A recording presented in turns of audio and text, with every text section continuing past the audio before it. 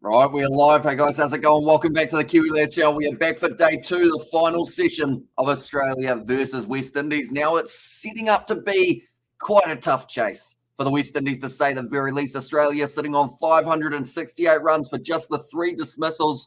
We have seen Warner go early with the 5 runs, Kawaja in the 60s, and then most recently, Marnus Labuschagne dismissed after getting his double century. But Smith eyeing up that double century of his own, 189 runs of 298 deliveries, and Head sitting on 80 of 80. Looks like he's going to be able to maybe get himself the century as well before they declare. It's been a tough day for the West Indian bowlers. It seems like Australia are really trying to up their tempo, possibly looking at a declaration for the end of day two. And then you look over what is happening in England versus Pakistan, and it seems like it's setting up in a very similar fashion, other than the fact that currently England are going at around 6 runs and over. They're on about 170 runs off the first session. It seems like Bazball is really going to be on show in Pakistan for that one, but we will be keeping you updated with what is happening in that game alongside this one. Currently, it is actually a break in both. This one, we've got 4 minutes till the tea break is over, and then in that game, they are on lunch, so they've got the extra 20 minutes there. Smithy Boy has said, hi, welcome in, mate. Hope you are doing very well. Currently, Australia, the big question is how many runs do they want before they will declare? 148 overs bowled by the West Indians. They were looking tired by the end of that second session. And good day, mate. How's it going? Says Nate, welcome in, mate. Hope you are doing very well. Hope you're excited. This must be about tea time for yourself, I believe, around that 6 p.m. mark, if I've got my time zones right, which I probably haven't. Of course, the game taking place at Optus Stadium in Perth. So a little bit earlier on in the day there, a little bit of light heat, 25 plus degrees at the moment for them, which is always tough. This is a weird ad that I'm seeing. The shimmy scrub, the body scrubber, this is making me feel weird.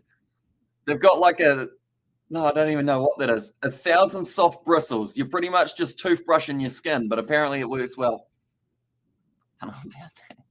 But currently, Roston Chase hasn't been able to pick up a single wicket, sitting on 127 runs that he has gone for, which is not actually as many as Steve Smith and Marnus Labuschagne have been able to put on the board. And Marnus made 204. There's Robert there, and also, yeah, it is Boston at time. And Hamish, England completely thrashed Pakistan, scoring 174 for none in the first session. Please remove Gary Steed and bring Baz and the Black Cats, says Coding. I think England will be pretty keen to hang on to him, to be honest, with the way that he's been able to turn around their test cricket. We would have to pay him a lot more money than I think New Zealand have got, because we're currently still trying to pay off Ian Foster's bill before we can sack him for the ABs. But, yeah, he's doing very well at the moment. The Bazball tactic seems to be working. It's also a shame that so many of the English players got sick just before the matchup. So it's great that these two have been able to go through that first session. The longer that they can leave their bowlers off the field and recovering, the absolute better for the English. I'd assume that half of them will just be lying somewhere resting, hoping that they don't have to bat. But, yeah, we will be keeping you updated with what is happening in that game. Also,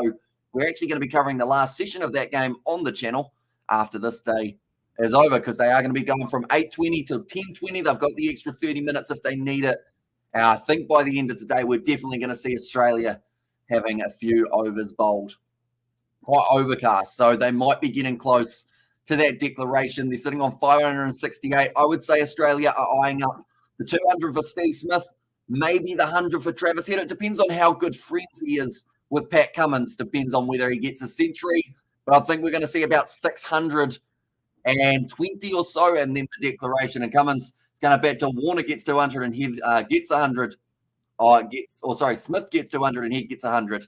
They were talking to him at lunch break. Says Robert there, and also Chill's back here. I'll start working 1 hour, says Nate. So how many hours are you doing today? And what time do you go through till the night? Because I believe our last live stream will be finishing at 1 a.m. New Zealand time. So we've got a few hours still, about 5 hours or so of commentary and morning from Cape Town, 9:20.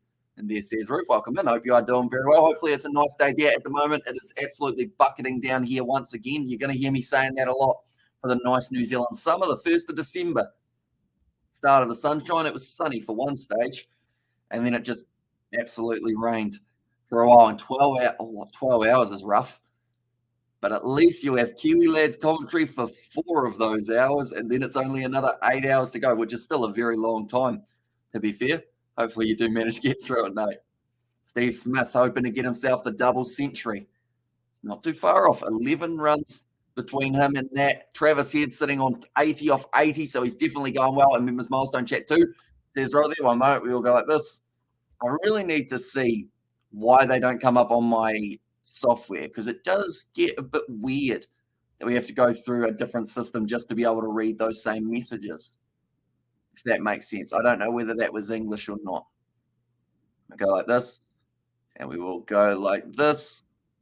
One moment. Go Australia.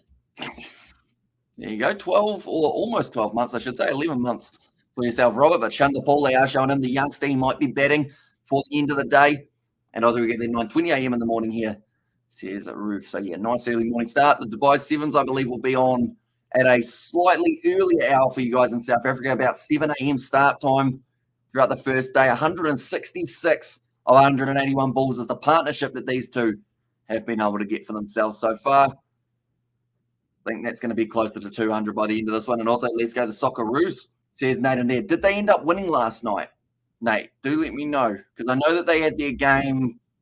I know that Tunisia ended up playing France. I don't know the result of that game. I know that they overlapped, which is actually the same as the Dubai Sevens. We see quite a few games overlapping, but Braithwaite going to be bowling 5 men out, and that was a rough ball straight away from Braithwaite going down the leg side. And Travis Head, did he get bad on it? Yes, he did. And it is going to now make the score 84 for Travis Head. And yes, it's Kiwi game. And also, true, Nate, we beat Denmark 1-0. That's a massive win for the Australians. And who's going to get a wicket next? What is score? Aussies could declare soon, sorry. I'm nervous for the West Indies. They've got mountain to climb. Yeah, it's going to be a very, very tough chase for the West Indies, because we're still very early on in the match. Travis Head hits it down the ground for the single. At the moment, I think the West Indies know that there's going to be a declaration at some point. They've just got to keep on waiting until that kind of happens. They'd love to get themselves 1 or 2 wickets in the process, though.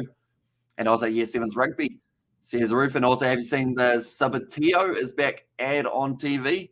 The Sabatio, I am not sure. Straight away, I thought of the submarine from Subway. And they have that for a while. And Braithwaite got Manus, says Robert. And also, yeah, buddy, let's go. Says Nate, yeah, Braithwaite currently 1 for 53. He did look like one of the pick of the bowlers yesterday alongside, who was it? Who was bowling slightly slow. Let's put the way to the leg side. Mayers, it was, who was bowling those medium paces, just getting the ball to talk a little bit, which is what you need on a surface like this. Although it looks like a better surface to play on than Pakistan, England. That looks like could probably have some tarmac put on it after the match. Could be a proper road, but that's going to be hit to the leg side. Steve Smith, that is 301 balls faced now. He will move up to 190. So 10 away. Travis Head 15 away. The sooner that they get there, the sooner I believe Aussie will declare. And then we will get to see maybe an hour and a half of West Indian batting. And the last thing they want is the early wickets. That's going to be whipped away to the lee side. Once again, Travis Head gets the single. It does stay that way. They're ticking over the runs very nicely here at the moment, Australia. End of the over, 575 for 3. And also, heck yeah, they too much all right, says Mark. Yeah, they're doing very well. And hey, everyone, says Brandon, welcome in. I hope you are doing very well, mate. Just going to have a quick look and see who has actually made their way through to the round of 16 for the FIFA World Cup. I know some of the teams, England, USA, Senegal, and the Netherlands, I think were all of them. It is a tabletop soccer game. Okay. Oh, okay. You guys actually just wrote the exact same message. It's as if you both went on Google, went, what is Sabatio? And then straight away you put whatever the first line. I'm going to actually Google what is Sabatio and see if that comes up. What is Sabatio? Sabatio is a tabletop football game, although you both changed it to soccer rather than football, I do see. You're both on the same page. That's going to be another 4 runs for Travis Head. He moves up to 90 now. Jeez, he's getting there. He's going to get there before Smith gets his century. He needed 20 runs compared to Smith's 11, but he's making it look easy at the moment. Like they're saying, if a batsman's going to hit a 4, make him hit it off a decent ball that was down the leg side, swept away by Travis Head, who's just really playing brilliantly at the moment. His hands quick through the ball. That was too full from Roston Chase. Another hit down the ground. And as we have got there, Amish, has your training or cricket training completed? Rain again came or not? We did manage to get hour and a half in. It started raining right at the end of training, and it was raining at the start, but luckily Yeah, we managed to get through. Australia to beat Denmark to qualify for the FIFA 16 in season 3 as last season. Here's Brandon Roston Chase changing up his angle once again down the leg side. Needs to get that a little bit straighter, Roston Chase, I would think. And also West Indies need someone like Jason Gillespie to knock over those Aussie batsmen. Have cornflakes and milk. Breakfast, go the Kiwis. You've got a busy schedule of English versus Pakistan, says Roof. Yep, we are going to be doing the final session of that one. Roston Chase drags it down leg side. Steve Smith once again turns it off its hip. This is just, I guess you could say it's the perfect manipulation of the field at the moment. And Pakistan versus England, says Alimar. At the moment, Pakistan, they did end up bowling first. And they are currently finding themselves in a bit of trouble. England sitting 174 for none. Chase. It's a better ball pitched up on the stumps. It's a dot ball. It's what Roston Chase needed in that scenario. Travis said he's going to go aggressive. We know he's going to be playing with hard hands. And that's where you've got to try and make sure that it's in the right spot. If he misses, you hit the stumps. Because at the end of the day, Australia is scoring runs either way. That's a big full toss. That's not what he would have been after. It was almost a no ball, not quite high enough. I think Travis Head was asking for it. Like they've said, a strange delivery to finish the over, but Head moves up to 92, and it's 150 overs down. They are only 10 away from taking the new ball. I would think Australia, if they've got their head screwed on right, they will wait till about 79 overs just before the West Indies would get that new ball, and then from there end up taking it. And should Spain throw a game to get Germany eliminated in the World Cup, I mean, it would be dirty tactics, wouldn't it? But I don't see Spain as that kind of side. I feel like at the end of the day, they'll still go. Who would go through rather than Spain? Would it be Japan or Costa Rica who makes it through? I think it would be Japan, wouldn't it? I'll just have a look at the table for who's sitting in third. No, it is Japan. Or Costa Rica. Whoever wins that game actually would make their way through. And also yesterday, Tunisia defeated or beat defending champions 1-0. But unfortunately, they were knocked out from the group stage. So does that mean France gave up their... No, they still had their number one spot. I was going to say that might change things a little bit if France qualified second in their group rather than first. Roston Chase. In fact, sorry, that was Braithwaite bowling now. Down the lead side, nicely fielded. A little bit of a slip there from Smith, so they won't be running back for the two. And also we have got there... Also, when I first saw England were 174 for nil after 27 overs, I honestly believe they were playing an ODI match. Yeah, they have been aggressive, to say the least. And also, we have got their Samoans who played, you never say in the preview. I did go through in the preview who they are going to be playing. They have got themselves Japan, Canada, and then they are playing the USA. It's their final matchup. That's in the middle section of the video rather than just at the very start. And France losing to Tunisia. What the heck says Nate? Yeah, there's been a lot of upsets this FIFA World Cup, but I think overall a lot of teams, like Denmark missing out, I feel like is quite a big one for them, but they just really haven't found their feet in this World Cup. And I think someone mentioned as well, their team's just looking a little bit slow for this year, and you've got to feel sorry for West Indian bowlers. They're off that sweet spot on the pitch. Yeah, they haven't found their line and length, and they mentioned it on the first day as well, that it was a very early, well, in fact, it was after the first session or the first two sessions, I think it was. That's in the air. That's got to be spoon down the ground from Steve Smith. Going to be able to get 2 runs for it. Yeah, they mentioned only 17 balls of the first 300 and something balls was actually on the stumps, which is not what you want because you want to be challenging it at Optus Stadium. You're going to get a little bit more bounce, although we saw one sign of variable bounce a bit earlier on. It's going to be a hit to the leg side. Need to find the damp pitch. The damp patch, says Fluffy there. And also Netherlands versus the USA, 4th of December. Argentina versus Australia, 4th of December. France versus Poland, 5th of December. And England, Senegal, 5th of December are all through so far. Keep an eye on Croatia, the dark horse, says Nate. They've got some good players in their side, Croatia. David Warner wants to come over and have a look. In fact, he's coming out through the gate. He's decided he's going to go back along the side. Does that mean the declaration is just around the corner? I see Hazelwood and Nathan Lyon standing still, not warming up. You would think there'd be some sign of a little bit of a stretch maybe from them. None of the Australians look like they're anywhere near making their way out into the field as of yet. And also which side Aussie will face in the quarterfinals? Argentina.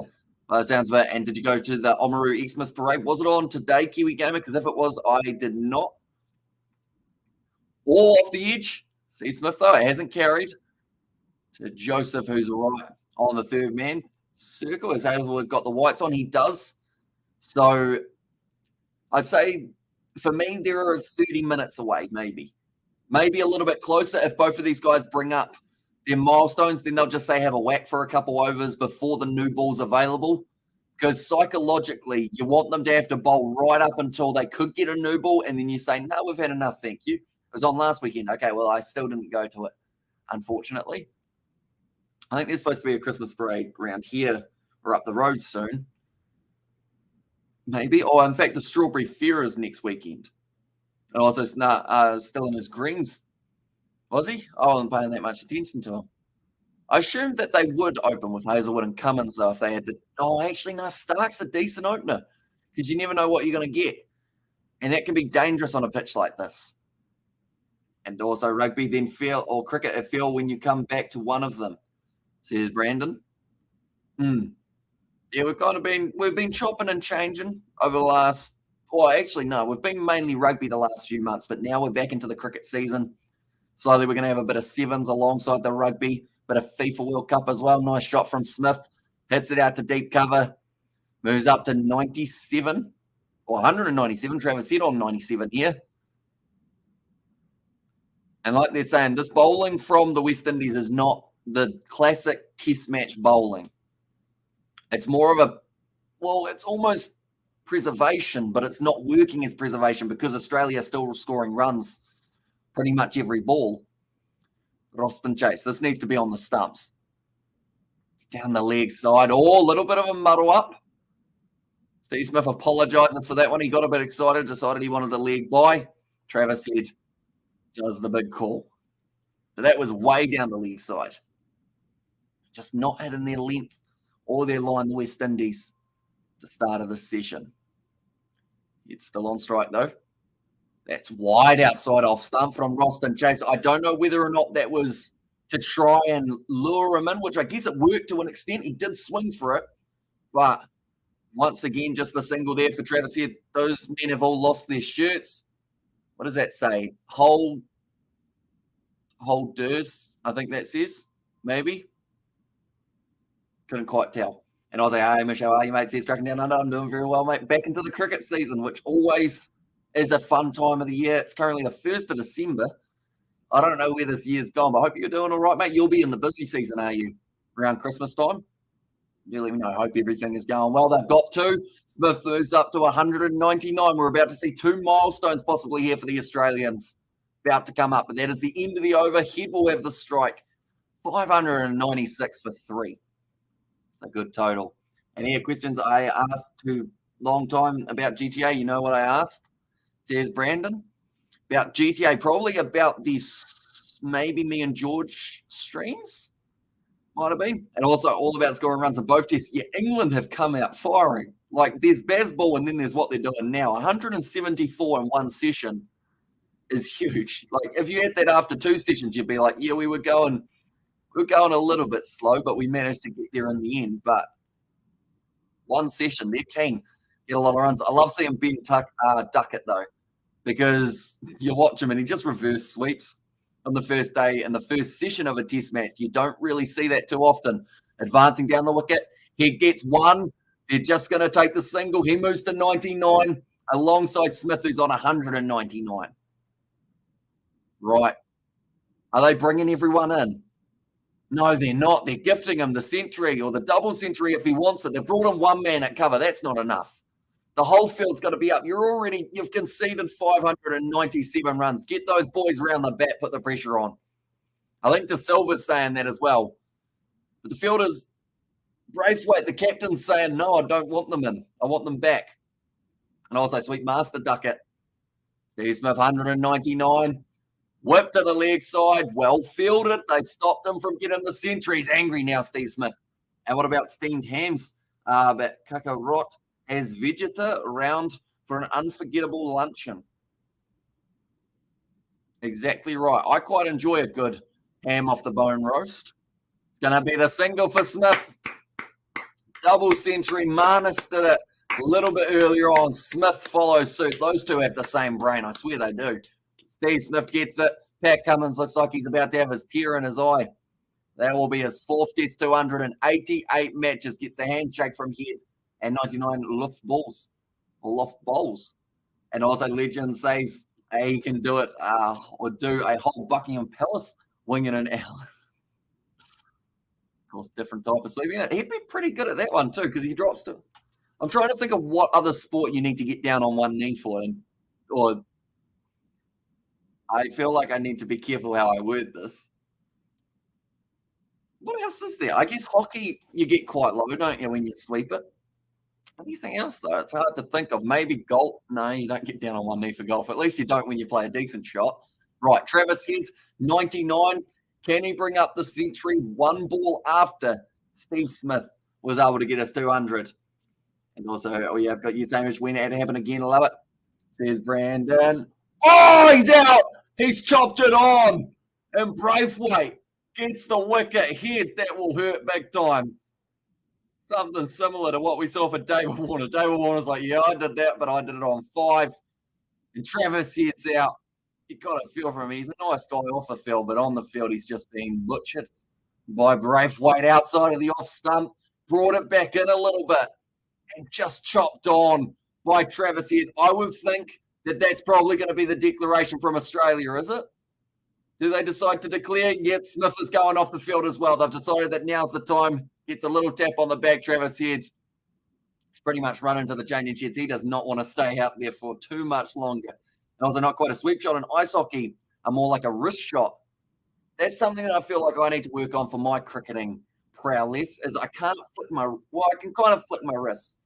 This looks bad. I better do it up here. I kind of flick my wrists, but I can't play leg side. I've only got the cover side. He lost his head. He did, says Fluffy. How long have you been waiting to say that pun, Fluffy? I feel like it's been a little while, perhaps. And also, no, says James McMahon. Got close, but no cigar, and the Windies on fire, says Sebastian. All right, Pat Cummins making his way out to the middle. This will be an interesting session, ladies and gentlemen. I should mention England are only 2 minutes away from going back out there to bat again. We will keep you updated on what is happening in that game, and we're actually going to be covering the final session of that day of England versus Pakistan on the channel. That will be starting at about 10:55, which I believe we will have just a little bit of time in between the innings, theoretically, as long as they get through all of their overs, because they've currently got another, oh, this is where the maths comes in. They're supposed to get to 180, so they've still got another 27 overs or so. Normally you lose a few for the interchange or the swap over, but Braithwaite, very happy. You wouldn't think that they had conceded 598 runs from the way he celebrated there. Do you open with Stark or Hazelwood or Cummins? I think they'll go Hazelwood and Stark. I think Paddy Cummins, he'll decide that he would rather bowl third alongside maybe Cameron Green. You'd have that combination, might be an interesting one. But that's what I'll do. I'll go Hazelwood first over of the, oh, actually, no, they normally go Stark first over, Hazelwood second over. It's a combination I would go. And they will want more than 10 games. You know how Australians eat. I have no idea what this conversation is, to be honest. I just know, like, I used to have a bit of shaved ham and a sandwich. That's what we're talking about. And also Aussie in round of 16. Brilliant. Says Tony Martinez. Yeah, very nicely done. Managing to get themselves that big win over Denmark. And it's interesting that both them and France lost. Well, sorry, not Australia losing, but both of the sides that were a little bit higher up ended up losing, which I think was quite a surprise. And what is the standard of food like at cricket stadiums in Australia? The chips at the MCG are decent.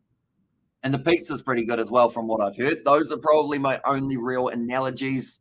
There was one place that my mum and dad went for a rugby league game ages ago. They said the chips were diabolical. And, like, how do you mess up chips? But they somehow managed to. And I think they had to go somewhere else afterwards to actually get some decent food. And 174 runs in a session doesn't help when you look at the batting lineup and see Livingston coming in at 8. Yeah, I was looking at that before. I was like, nah. Not a good day to be a Pakistan bowler. Harris Ralph on debut. He's gone for plenty already. And I think he's got plenty more that he is going to be going for in the future. Right. Pakistan about to make their way out onto the field alongside England. So what we'll do is we'll put a little screen down there. And there we go. I've got Pakistan versus England there. I've got this one here. We're all good to go. Standing in food, our Sporting Venues Classic. As I says, Fluffy, and I wouldn't have a clue. I haven't been to a cricket, only been to football. And I see your message, Brandon, and there as well. Says Nate. Is that the one about the GTA? There as well. It's something that me and George do need to do. I think we're going to be filming a video not on GTA, but on something next day, after tomorrow, on the Saturday. And then we have got our podcast that we are going to be filming on Sunday. All that today has taught me, though, is I'm terrible at vlogging because I just forget to talk about what I've actually done in the day. Like, I've done quite a bit, but I've only vlogged about 2 minutes, something along those lines. That's going to need a little bit of work in the future, I would think. Crawley and Duckett about to make their way back out. The question now is, can England and Australia pick up some wickets, says Sebastian. Can England pick up some wickets? Or Pakistan, I assume, for that one. I think Pakistan are going to struggle to get those breakthroughs, but once they do, I think we're going to see a few more wickets falling for the English. It's just going to be they need that momentum because it's once again looking like a surface that is made for a draw. And it sounds like a shame, but it's what it is at the moment. It's certainly going to be a tough one to get 20 wickets for both sides on. Australia, I think they'll pick up 3 or 4 in this session just because with those bowling numbers that we see in the past, you know, Cummins, he's a robot pretty much when he's getting the line and length. Hazelwood handy with a bit of swing and movement. Stark with those rough little marks, I should say, outside of stumps. He might be excited with those ones. And also, I've eaten a witchetty grub at the Olympic Park. Was all right. He says Fluffy. Okay. The roll is actually up there. And I was meaning steamed hams, Dragon Ball Z style. And you'd assume that England can reach 450 or 500. So I'm already asking ahead, basically, says Sebastian. Oh, actually, that's a question, Sebastian, that I feel like I've just kind of not answered your question and gone to another one. I apologize about that. I think England will get quite a few wickets in their first bowling. Oh, actually, no. Take that back. England will probably get 1 when they bowl their first session, mainly because it just looks like it's a tough one to get wickets on. But question, Sebastian, do we see England with 500 by the end of today? Remembering they got 176 in that first session. They're already up to 177 now. Do we see them manage the 500? I'm thinking West Indies have to have a Michael Holden or Superman to help bat today. Says Roof. Well, they haven't quite got either of those two, but they have got a young man in Chanda Paul. His dad was able to do it for the West Indies a little while ago. He's still very young. He's on debut for this matchup. He's a left-hander, which will make the angle even more tricky in some regards. Tell you what, Mahmood, you wouldn't think that he had gone for 43 runs the way he's bowling there, just in the corner of my eye. I tried some leg spin today, and they went all right for like 2 balls, and then I did a few double bounces. Which is not ideal in a Saturday scenario. And also, Windies are Asdeep and Arik Punda, says Fluffy. And yeah, it's going to be tricky for them, that is for sure. But they're one of those sides that if they can find a way of surviving this session, it's probably 25 overs, maybe 24. If they can get through this, that will give them confidence. Still going to be tricky, though. I think England can create world record by scoring 500 runs in one day, says Coding. And also, I think we do. Stokes is thinking T20s have gone longer, haven't they? Says Sebastian. He'll just be happy that he doesn't have to bat yet, I think. Because they said about 5 of the English players were fit and not sick. The rest of them had some sort of sickness that went around the camp. So the fact that they're even able to put a team together and now they're on 180. Don't get me wrong. When they're out in the field, some of the players will probably be feeling it a little bit more, which is why Pakistan also will want to bat as long as they can. Yeah, England know they're in there for a good time, not a long time. So they just want to make the absolute most of it. But West Indies, these two need to be in there for a long time. Braithwaite and Chanda Paul. And forget survival. Just pull pins and knobs off to the pub for a curry, says Fluffy. See, that's the thing. I think this Test match, depending on what Australia do with the declaration, you know, we might see it only go 4 days.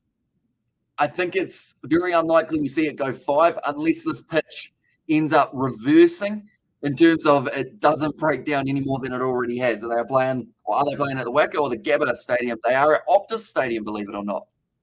So yeah, a little bit of a different one. And folks, and Jamie Overton is sick. Sorry, soft cocks. Says Sebastian. Hey, Sebastian, if you are watching Pakistan versus England at the moment, Naseem the bowler, I mentioned this last time. He looks like Daniel, doesn't he? One of the Kiwi lads. Actually, that might be quite a hard one to answer because Daniel's only been on the channel about 3 times. But he does look like him. Anyone who's seen Naseem, Pakistan quick, looks like Daniel. The openers, Braithwaite and Chanderpaul. Big moment here for the Australian bowlers to try and rip through some of the West Indians, but they will be they'll be screwing their feet into the turf as the pitch really flat, says Al Mac. I think it's supposed to be it's breaking up a little bit on the sides. There's a few cracks forming, but overall, there's still enough movement in it for the bowlers, which is why I think West Indies will be pretty disappointed. We've seen here, though, if you get yourself in and you manage to get those first 20 or so runs, it's, you can get yourself to the century. Or maybe not quite. Ask Travis Head. And come on, Tangerine says it was Fluffy and also Naseem Shah. Maybe in fairness, I haven't seen Dan in a long time. Well, hopefully, we've got a podcast coming up on Sunday. We are filming it on Sunday, I should say. It will probably be out a week or two after. It may even be a Christmas special. Maybe we should do it as a Christmas special podcast. We haven't discussed completely what topics we're talking about. It could be a free-for-all on that one, to be honest. There'll be all sorts of random stuff. Anyone after it for rugby or cricket analysis, we'll leave straight away, more than likely. But yeah, it's just the boys catching up for the first time in quite some time. Right. Digging a hole in the turf there for Braithwaite, just trying to make sure that he's got centre marked. And also, what if a game of rugby, or what if in a game of rugby the ref has to send the ball off because it was playing up? Says lazily. I mean, you say that, but sometimes if the ball is flat, I know I'm ruining it a little bit, but yeah, if the ball is flat, they do normally switch it out a little bit there. But I don't think I've ever seen a referee card a ball. I've seen a player card the referee.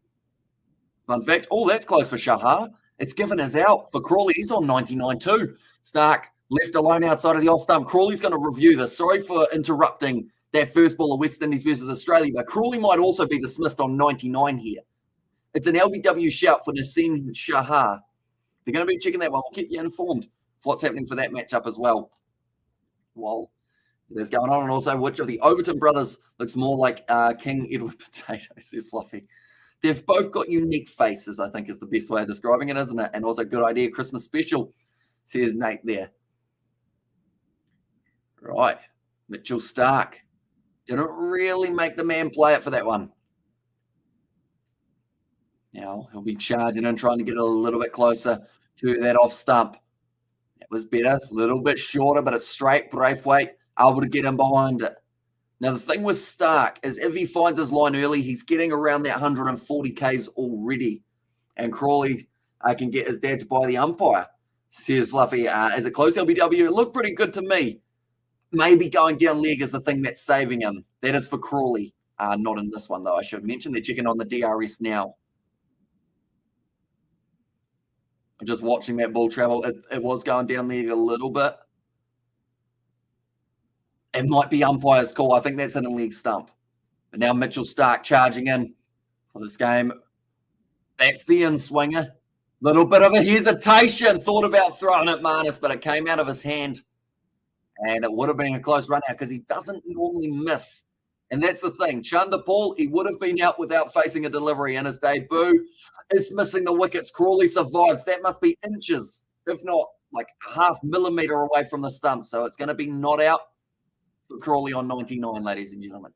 Public disclaimer, the podcast contains heavy banter and catching up with slight hints of rugby, says Sebastian. Yeah, I think that's a good way of describing it. It's not going to be so much as we're not going to have anything that's inspiring.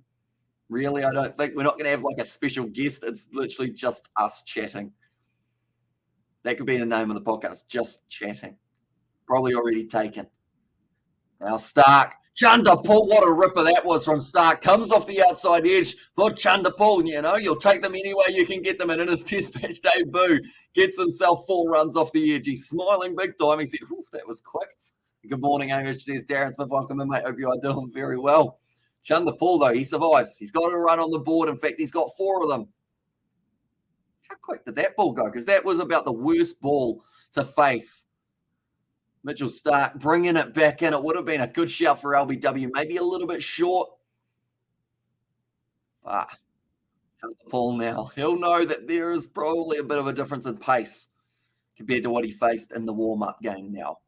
Mitchell Stark steaming in. It's a nice ball. Gets him squared up. This time it goes straight to Gully. Cameron Green, normally very quick to get down. England is still scoring runs. That is now going to be the Crawley century. We're going to give him a clap, even though we're not actually doing the commentary at the moment for that game. Crawley, 104 or 103 runs, in fact, off 86 deliveries. The ball, 119 and 56. The PM's 11 game at Canberra in November. He had a decent game. The junior Chanderpaul's stance is also there, same as his father. Yeah, it's quite different, isn't it? Way off to the side, which is a tricky stance to have up against Mitchell Stark because you don't have a lot of time to react. Oh, that one swung in. Mitchell Stark trying to break the bottom of the bat. That is the end of the first over. 5 runs off it for the Australians. And Chanderpaul and Braithwaite have lasted the over. That is the main thing. Next is Hazelwood, though. Mitchell Stark just giving him a loosener for that first ball. Then it was the in-swing, and it was pretty decent. Went about mid-drift height. That ball was the money ball for Mitchell Stark there. The one that swings back in late. And Crawley century don't help getting the bastard out of the test squad, says Sebastian. They were talking about it on commentary earlier as well. He's one of the players who have probably had more opportunities than most, but they still see potential in him. Like Rory Burns is another player who they probably gave a lot more opportunities than some players felt that they should have. But, he's still sticking out there. Crawley, he'll be looking for a double century. He's got time. They've only played 29 overs. Pakistan will have to dish up a super hot curry bowling to those Pommies. They're up for it. Says Roof, and that batting style works well for Rory Burns at test level. I assume that is a joke. Fluffy. Decent at first class, though, for Rory Burns. Don't get me wrong. I don't mind Rory Burns because he has normally a yellow bat and yellow gloves. So he got a slight soft spot for myself. We do like the colour yellow.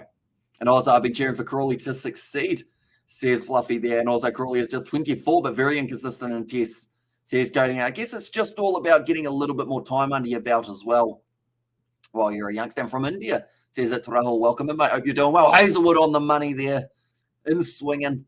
Good length as well. And well played by Braithwaite. Duckett's just out there sweeping for England. Handy play. And I've heard Atherton say that back in his time, no opener would have this many lives. And England, but then I guess at the moment for them, if they get rid of Crawley, who else have they got? Because currently they've gone through a lot of openers. I don't know what the stat is, but in the last 3 or 4 years, I swear they've gone through maybe at least 5, which doesn't sound like too many, but they've had Burns, all left alone outside of our stump. They've had Burns. They've had Hasid Hamid. He was in there for a very short amount of time. You've had Crawley. Who else have they had? They've had a couple more that I'm trying to think of. They actually had Jason Roy at one point, didn't they? Johnny Bairstow, did he even open? He might have been opening for the Ashes a couple years ago. And his dad's a billionaire, though. Nice. And also, we've got Keaton Jennings, Lancashire opener. He's in the squad, says Sebastian. So maybe they try and mix it up for the second test. Although I don't think you can sack either of these two, can you? With the way they've gone. So unless that number 3 spot, though it's currently Pope, so that makes it tricky because he's their keeper. I think they're pretty well set at the moment, England, in terms of what they've gone with for this game. I like Livingston down the order, though. He's going to cause carnage when he gets going. Nice seam presentation from Hazelwood there, swinging the ball away from the right-hander. And I was like, meow, meow, says Pads of Blaze. Welcome in, mate. If you're doing all right. Braithwaite, though, sitting on 1 off 7. No run so far off this Hazelwood over. He's bowled 4 dots. bit straighter, but it still ends up swinging away. Trying to control it at the moment, Hazelwood. That will be another dot. This is final session of day 2. I hope that this test match goes deep and we end up going to about day 4 or 5. Ideally, because if we get to day 5, what day are we on? Friday's day 3, Saturday and Sunday. Yeah, maybe. If we get to day 5, I will be able to do some of the commentary for it. Definitely if it gets to the last session. Whereas for England, Pakistan, I want it to go to day 5 as well, because I will get the chance to do the last 2 days of commentary. Fun times. Another over down. It's going to be the maiden, and that will be 5 for none now. And what happened to Shaheen Afridi? He's pretty good. Like his famous uncle, Shaheen Afridi, great with the bat and ball. Don't eat burgers at JHB, says Ruth there. I believe, I want to say there's an injury there, unless he has decided he wants to commit to the short format, which could be a possibility. It seems to be, and nowadays players are putting their foot down saying, I want to be a test bowler or I want to be a short format bowler, just because mixing in the two is getting more and more tricky with the tactical bowling that we're seeing. Someone who does it very well, got to say, is Mitchell Starc. He's about to bowl the 3rd over of the Australian spell. That was a very smooth transition. It wasn't supposed to be. I wonder if Baz has hopped the border and grabbed some Afghani hash yet. It's Fluffy and hurt himself in that T20 rubbish. Says Fluffy, okay, so he's got that injury to deal with. And that's the thing. It's a tough one on the body sometimes, a bit of T20, but some big players playing in the Big Bash this year, which is good to see. You're going to be covering a majority of those matches. Also, alongside that, the Test match summer is still continuing. Anytime that we get breaks where we aren't covering 7s, then we are going to be definitely doing the test matches. In fact, I'm going to have a quick look and see the 7 schedule, because I know we've got this weekend Dubai, weekend after Cape Town, and then I don't believe we've got anything else after that. Yes, Gina Freddie is injured, massive loss. Then again, the flat wicket doesn't help at all, says Sebastian. Yeah, it is another road, isn't it, Sebastian? The moment, like, we're seeing the ball die a little bit. It's staying low, which might help teams out. It shouldn't be doing that on day 1, though. Right, rugby 7s. I'm sure I have a picture of it somewhere, but it's probably easier to Google. Right, Chanderpaul on strike. She'll start bowling from the members' end, and the West Indies, they're trailing by 593, so you got plenty of time left. We're only on day 2. In swing, yeah, that's close for Starc. I think it's going over the top, but it's certainly worth a shout for the Australians. The umpire says no. Is it high?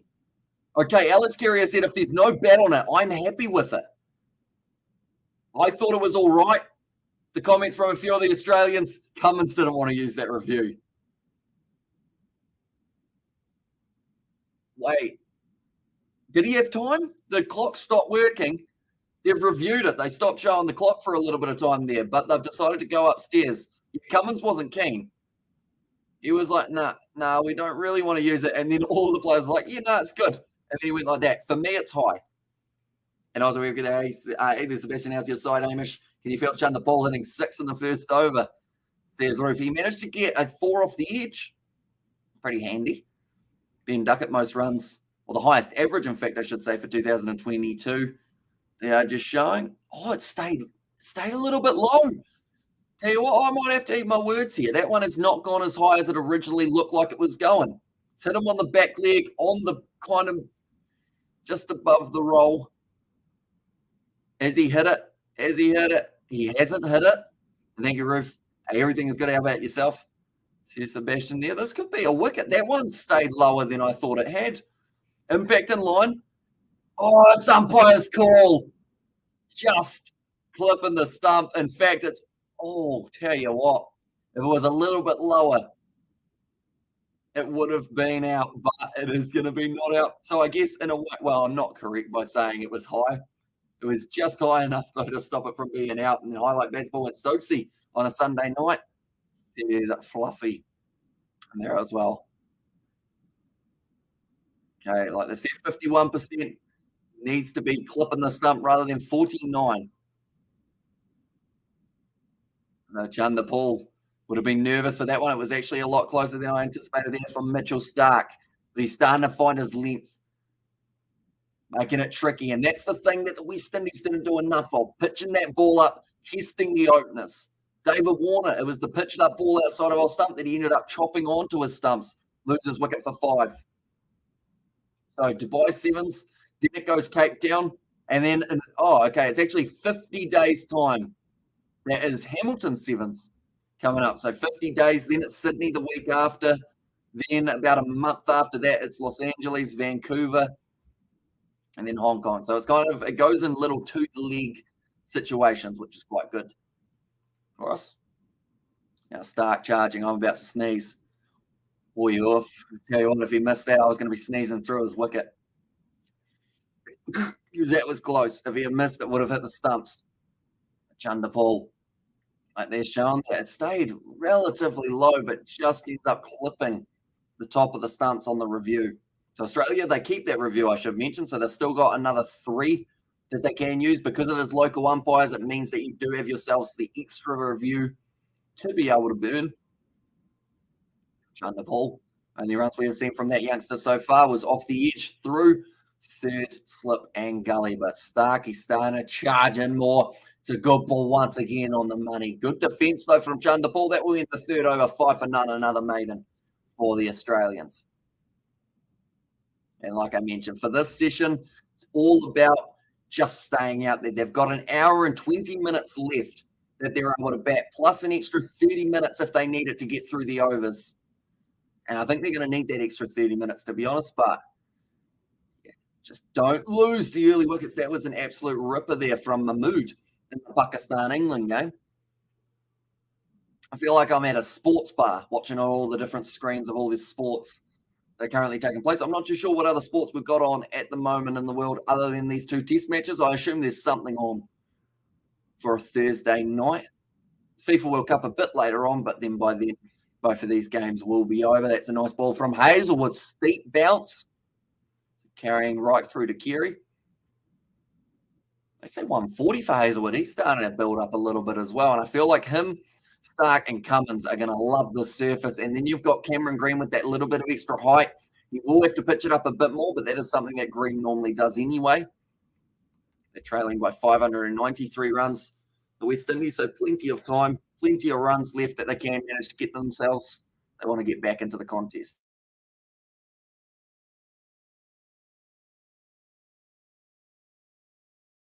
I'll play once again from Braithwaite and behind it. Actually got a bat pad as well, I should mention. Travis Head under the lid. Normally it is your least experienced player gets put in that position. For the West Indies, it was actually Chanderpaul who ended up going in there, but Travis Head, he's kind of a specialist in that region. What they're saying, Chanderpaul, is head movement is interesting for him, but the thing that you want to make sure in Test match cricket, compared to a few of the other formats, is you've got to make sure you're keeping your defence compact. Brilliant straight drive from Braithwaite. They'll be able to pick up the 2 there. Cummins able to field it nicely. They'll move him up to 3 runs off 11 deliveries now for Braithwaite. And that's the thing. The captain's at the crease. You need to make sure that he is out there at the end of the day. Even if you lose the youngster Chanderpaul, you still need your captain out there because he'll be able to slightly steer the ship. In fact, that's the question, ladies and gentlemen, not about ships, but about wickets. That's down the leg side, nicely played by Braithwaite. Hit it into his leg, races away to the boundary. Now the West Indies, they'll end up moving into double figures, moving up to 11 runs off the 3.4 overs. How many wickets, ladies and gentlemen, do we think we will see lost in this section? So they've got another, theoretically, actually, they've got another hour and 45 minutes that they could bowl for here, the Australians. I believe that maths is correct. Yeah, it is. And I am so glad catch-up stream been so busy, says Kevin, so it is great to see you once again, mate. Australia managed to get themselves 598. Smith got the double century. Travis Head out on 99. And also Marnus a little bit earlier on managed to get himself his 200 on the board as well. And Fluffy has said 92 wickets falling tonight. Quite a few. Oh, you're not going to get too many wickets like that, though. Hazelwood with a no ball. Now, you cannot afford to do that. on a wicket-taking delivery, I should say. And also, I reckon I will be able to count the wickets on one hand, says Sebastian. That's promising.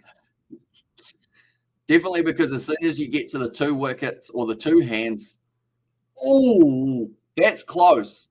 That's pretty interesting. Nothing from Hazelwood. The slip cordon enjoyed that ball, and they thought maybe there was a little bit of bat on it. And also, we've got there all 3, says Fluffy. Well, Australia doing so well, says, given they certainly are. They've got themselves a great start with the bat in hand.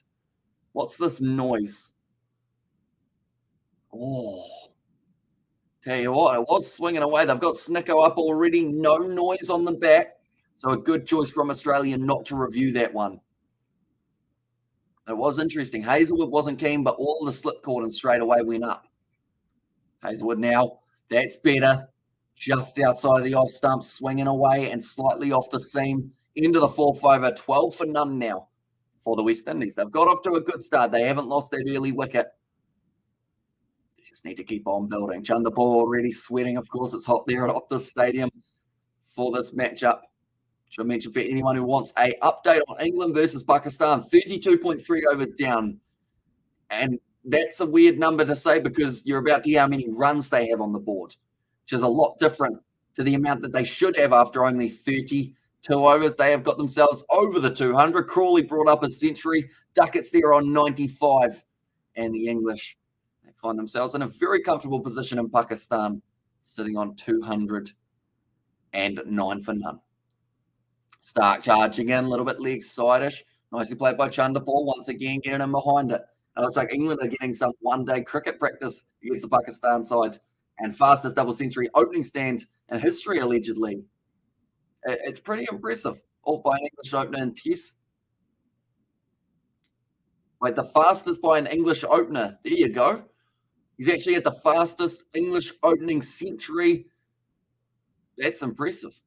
And when the Sevens back again, actually tomorrow, the Dubai Sevens will be starting up 24 hours from now. We will already have done a few of the live streams for those matches. And hey, guys, says, Obi, welcome in, mate. Hope you are doing well. Stark, once again on the money with that ball. It is just swinging beautifully. Chanderpaul has to make sure he's hitting that. Speaking of hitting it, Crawley's just hit another boundary. Chanderpaul, he's done well. There's a lot of pressure on this young man. You don't normally want to go out there to bat when your team's down by about 600 runs. But then in some cases, that kind of relieves some of the pressure, if that makes sense. Because at the end of the day, you know you've got time. You know you've got runs that you've got to try and score, and there's no rush to be able to get them. So you just got to bat it out. If you get through that new ball, balls start to wear and tear a little bit. I mentioned how once you get to around that 20-25 mark on the run scoring sheet, you start to see it a little bit better. McCullum's sitting there like, I'm so cool. This job is easy. All steps across there. Followed that one outside of the off stump. Mitchell Stark not able to find the outside edge. Oh, they're saying outstanding bowl from Mitchell Stark. He's got that seam presentation right, though, and that is where it makes it tricky because that ball is going. And like they're saying, as hard of a start as you can have in Test match cricket. That is from Ian Smith as well. And man, this hash is good. It's fluffy. And the ball's still on strike. 4 runs off 12. It came off the outside edge. He has yet to get himself a run off the middle with a bat. Could this ball be it? Down the leg side. It's hit him in the leg. They'll take the easy leg by. Did he manage to get it off the bat at all? No, he did not. It's going to be the leg by. That one actually kind of went the other way for Mitchell Stark. Sitting on 4 off 13 now. Yeah, doesn't manage to get the bat to that one. His name Chanderpaul. He's very good keeping himself inside of the long stumps, but also he does square up a little bit. See, I haven't seen a huge amount of this youngster. I did get to see a little bit of the highlights for him in that last match that they played only about a week ago. Other than that, not a huge amount of footage able to find of this man, but Braithwaite now. Leaves that one alone outside of the off stump once again, a bit too wide from Mitchell Stark. He seems to be bowling a very different line to the right-hander than the left-hander, and not just because they have different hands. Braithwaite, a slow, methodical build into his innings, 3 off 17 deliveries. They just have this nice straight drive down the ground. She's got him the 2 runs. I think Kerry O'Keefe's asking for 150k delivery here from Mitchell Stark. It's probably the last thing Braithwaite wants to see. Spot in time, but Stark steaming in. Left alone outside of the off stump once again. No threat there, 145k's, and that will be the end of the over, and it is 13 for none. And also, I see your frozen shadow in the sun. Wayfarers on baby. I'm not sure what song that is, but I'll take your word for it. See, I actually, for some reason, when I read that, I read frozen blueberries the first time. And I think the color of the little symbol made it a bit easier to think of the blueberries. Are all frozen blueberries? They go all right, don't they? I enjoy frozen mango, but I accidentally swallowed a large chunk of it once, which was not ideal. Now, still going to be Hazelwood. The question is, when does the skipper say, I'll have a bowl? Because sometimes he does actually leave it to Nathan Lyon and Cameron Green as the next combination that they have bowl. But I think Cummins this time will be going with Green in the partnership. These two probably will have 5 overs each, though, with the way they're bowling. Hazelwood. Grossman, that was not an edge. I heard a noise. I got a bit excited, but none of the players went up, so I had to quickly shush myself. That was close, though. Nice angle coming from across of the left-hander there, Josh Hazelwood. Yeah, no, there's about a gap about that big between the bat and the ball, but something made a little noise. Yeah, there's a noise. I don't know what it was. Frozen berries equals Margaret Thatcher, says Fluffy there. Charging in once again, Hazelwood. They've got the bat pad on that leg side. Across them it goes, and it comes back late from Hazelwood. A good length. Chanderpaul doesn't get bat on that one. He wasn't really looking to, though. He was protecting the stumps. If it's straight in enough, he was going to get in behind it. But it's still going to be him at the crease. And awesome heart rate exceeded England's run rate. Bloody Irish. They're going quick. 221 off 34 overs. No one's told these two that they are wearing white kits. They think that they're just out there having a fun time. And an ODI, you'd be impressed with 221. You'd be like at 34 overs. That's decent, boys. Let's push for the 300 off 50. And that's where they're heading at the moment for the English. Pakistan, I don't think they'll get through all their overs today, mainly because they've had to go and get the ball many, many times. Not a lot of balls being left by the English. Well, that one bounced a little bit more from Hazelwood, but still in behind it. Compact defence from Chanderpaul, sitting 4 runs off 16 deliveries. But he's still out there. Also, who's running the UK this week? Says Fluffy. Who's running the UK this week? I'll be honest, I don't get a lot of these references, Fluffy. I feel bad. But I feel like my brain not working at the moment to the same extent. Is someone taking the week off, are they? I ain't had a week off in like 3 years. I don't think I could have a week off. I feel like it would just be too weird to sit around doing nothing. Man, that was a good ball from Hazelwood, but what a drive that is from Chanderpaul. Gets him behind the line of the ball, on drive for 4 runs. And the youngster will be happy with that. Oh, it's another big shot from England as well. It's still Rishi Sunak. Fluffy, says Sebastian. Once again, I feel like I'm missing something here, aren't I? It's a great on drive from the youngster. Watched the ball all the way onto his bat. Ended up twisting in the hands, but got the hand, or get the head, I should say, over the ball. Chanderpaul moves up to 8 off 17. Maybe this is just a batting surface. I know it's still very early. And UK Prime Minister. And also, I reckon they give a frozen fish finger the job at number 10, says Fluffy. I feel like I've never sat here with such a blank look on my face, have I? Chanderpaul. Still out there with Braithwaite, though. It's kind of the experience of Braithwaite versus the young inexperience of Chanderpaul. So hopefully they can keep their combination going for a little while.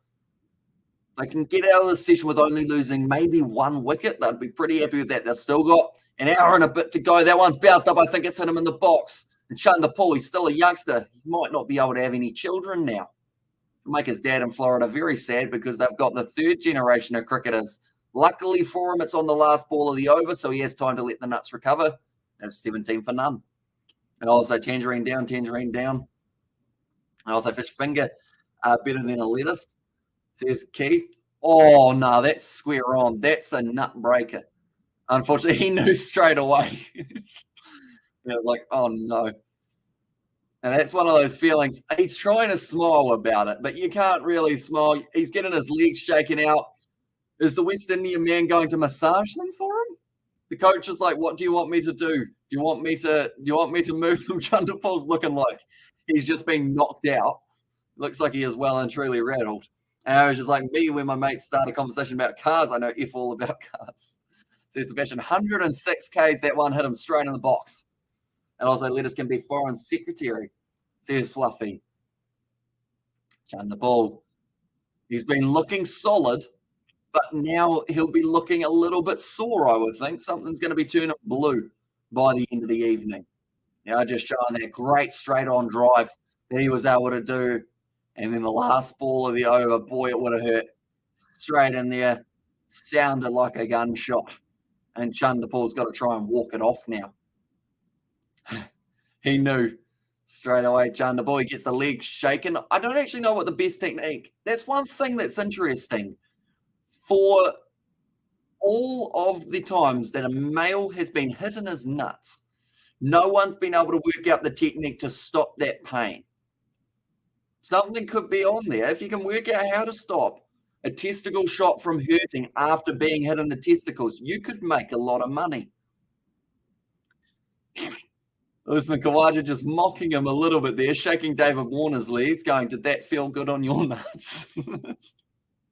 Sorry, it's a bit dirty, isn't it? We're a PG channel. All okay. Chanderpaul, he's still struggling a little bit. I was about to say he's got 5 minutes to recover, but that's the UFC, isn't it, if you get a cup shot? But Hazelwood. It's just so square on. Instant morphine injection. Maybe something that's not like, well, it could be slight medication, but nothing too strong, you know? Something that you can still play cricket after being hit there. And Hardbro says, Nathan there. Something that Chanderpaul might struggle with for a while. Sorry. Yeah. Currently looking all right for Chanderpaul. He's breathing through it. Tuck them in behind. It's an idea. But the thing is, how do you keep them in behind? I guess some very strong tape might be on order. And they make heaps of money at ball bag punching tournaments. Says Fluffy.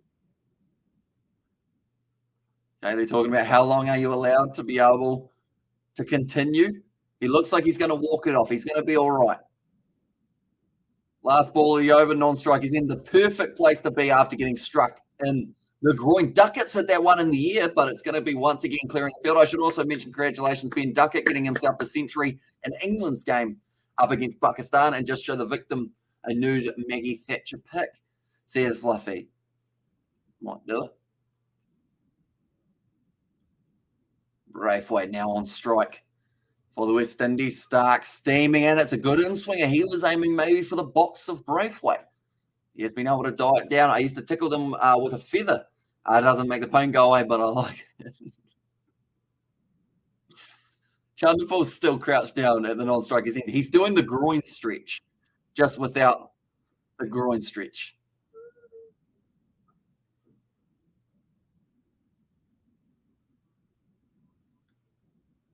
Okay, Ian Smith's actually talking about whether or not Chanderpaul may look to walk off the field here. But they're just talking about the fact that if it was painful enough, retired hurt from getting hit in the box is something we really see in cricket for England. Duckett now has his 100. He certainly does. Him and Crawley. 233-run partnership. Massive.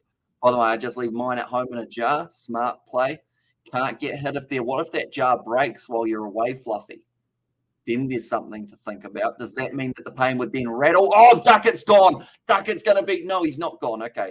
They haven't given it his out. That looked very plumb. They might end up going upstairs for this one. He tried the reverse sweep. Babar Azam's got to look at this one and say, yes, please. I was giving it. The only thing maybe is height for that matchup. They go upstairs. Now Stark. Oh, the in-swinger.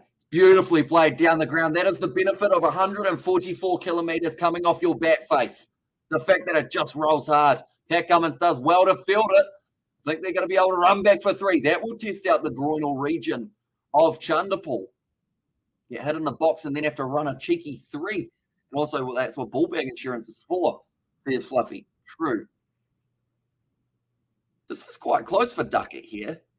I think the only thing saving him is height, or else he's plumb. Also, we have got the how come they don't have cameras on the bat and ball, says the new pad files. That's a good question. I mean, eventually, I would say technology-wise, I guess it would be considered as tampering to an extent, if that makes sense, because you are playing around. I would like to see more. I don't think they can do this at professional level, but I'd like to see like a helmet cam from some players. Like they have it in like those kind of, no, they don't actually have it in those matches, but they have it in lower level cricket when you see it on YouTube and whatnot. That is hitting. The review is retained and Duckett is gone. I called it as plum straight away. Duckett, unfortunately, the reverse sweep has been his downfall and he has now been dismissed. But yeah, something like a helmet cam would be quite cool because they already have player mics in the BBL and whatnot. So it would be cool to see how else they can develop. Like, because even the technology you see in nowadays, when they have that straight on camera, then they show the player playing the shot, they go around to the side and show it from a different angle, and then they show it from behind. Like, that's pretty intense. Well, not intense, but pretty fancy. Mitchell Stark down the leg side. Chanderpaul leaves it alone. 1 ball left of the over. They have sensors on the soccer ball at the World Cup, says Al Mac there. So I guess it's all about finding a way that you can incorporate it without changing the kind of weight of the ball, because you're only allowed 156 grams, I believe it is. So you lose a little bit of the cork, maybe. So you can put a little camera in. But then the problem is, what if you get that camera bang on a crack or something like that? Will it end up swaying or doing something weird? You know, like when you bowl that tennis ball that comes with a swing ball set, how it's got that little nipple on the side. And it's like, it's just a little bit different. Hey, Mum. We're just talking about nipples. Nathan Lyon having to chase this one. He doesn't get to it. Gazza decided against putting the body on the line completely, but he actually ended up hurting himself almost more by not diving for it than if he had dove. Ollie Pope now at the crease for the England game. They are 1 down for 233. 7 overs down in this game, though. 24 for none here for the West Indies. Nipple cam, says Fluffy. The thing is, a nipple cam, as bad as it is to say, you get a lot. You see a lot of people's faces, wouldn't you? Like they've said, they've let the ball go well, got him behind it there beautifully. It was a full toss. Nathan Lyon, he just didn't want to go for it, and then he dug in the knee after diving. It was a little bit risky.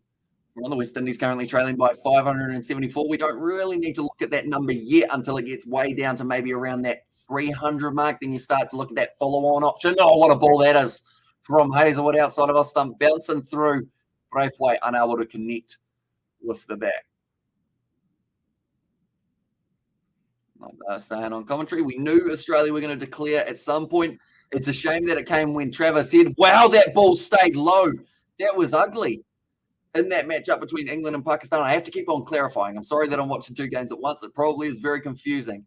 I need to like hold up one finger when I'm watching West Indies Australia, and 2 fingers when I'm doing Pakistan England. That one might have been down leg though for the LBW shout. No, they go upstairs as well.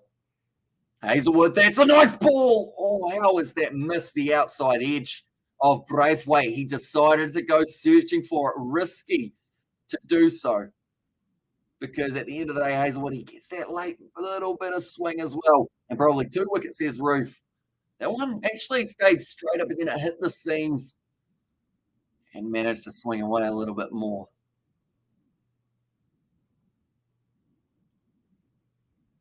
Okay, I think that's going to be not out. I think it's hitting leg stump for the match between Pakistan and England. Hazelwood charging into the crease once again now. Down the leg side, a bit of a bouncer, well taken by Alex Carey. You may not have been expecting that one. It was a bit of a loosener, you'd have to say, from Hazelwood after having such a ripper outside of the off stump. Maybe just trying to throw a little bit of indecision, or it would have been umpire's call for both regards, for the impact and the wickets. for Pakistan, England. Right. Alex Carey. That's the first time he's been tested behind the stumps, and he's taken it very nicely down the leg side. Didn't have to bat. Quite a few Australians didn't have to bat. We didn't see Cameron Green out there at the crease.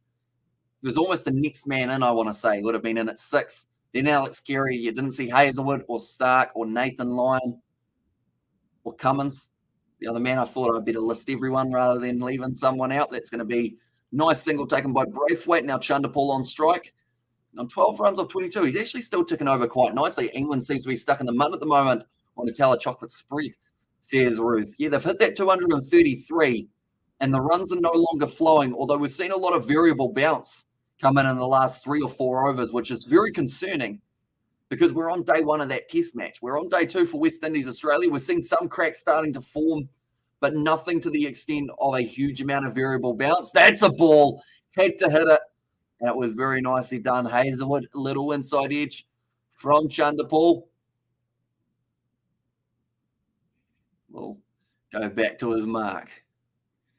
But the scene presentation every time is impeccable from Josh Hazelwood. He thought about cheering for that one. And also, yeah, what's that Pommy bowler's name? Andrew Flintoff. Yeah, from a wee way back. Freddie Flintoff, as his nickname was, that was almost chopped onto the stumps. Chanderpaul now. Like they're saying, 30 minutes. Just make sure you're out there at the end of it. Oh, it's good bowling. It is very good bowling from Hazelwood. He's getting his angle right into the over. Chanderpaul will be glad that he didn't have another ball to face of that one, or else I think Hazelwood may have been able to find it towards that off stump just a little bit more. But 8 down, 25 for none. Very decent from the West Indies. Currently, a BBL starting up on the 13th of December. So it's pretty much as soon as the Dubai Sevens are over, we've got the Cape Town Sevens. Then after Cape Town, we are into the BBL. And England is playing T20 and Test, says Green. And there, yeah, they've been scoring at a frantic rate, that is for sure. Crawley still looks like he's trying to accelerate, even though Pope is new to the crease. So the last thing England want is to lose 2 opening batsmen within a few overs of each other, or else then that might make it very tricky for them. Oh. Official cricket shop. You can get 10 off. I do see. Yeah, I assume that's 10% off. And also, Bazball says Green and Oswego there had to turn TV comms off. I think it drives me nuts, says Fluffy. In Auckland, Tuatara are in Perth for playing Perth Heat this weekend in the ABL, says Kiwi Gamer. Right, Pat Cummins added into the bowling attack. He's had a dot ball for his first delivery. If he gets a wicket here, that will be the 200 that he has been able to get in only his 44 matches. His best is 6 for 23. He's had 5 wickets 7 times.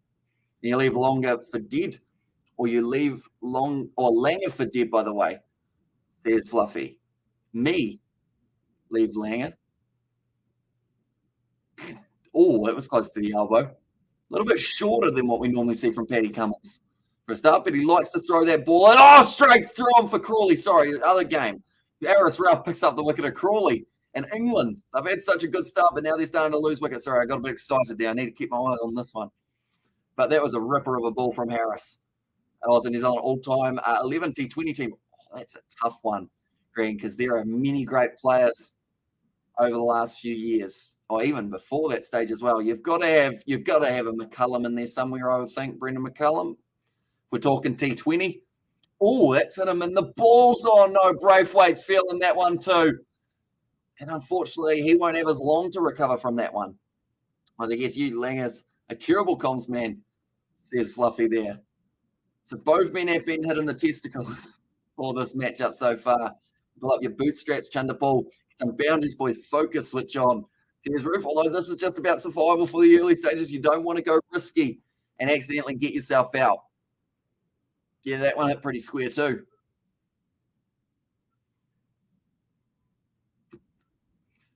Both West Indians taking some heavy knocks. Oh, that's a good ball from Cummins. Puts it outside of off stump, sees whether or not he wants to advance. See that on Sunday, Melbourne Victory played Wellington Phoenix, so the A-League firing back up as well. That'll be interesting because a few of the players will be missing from their sides. I don't think they expected Australia to go through to the round of 16.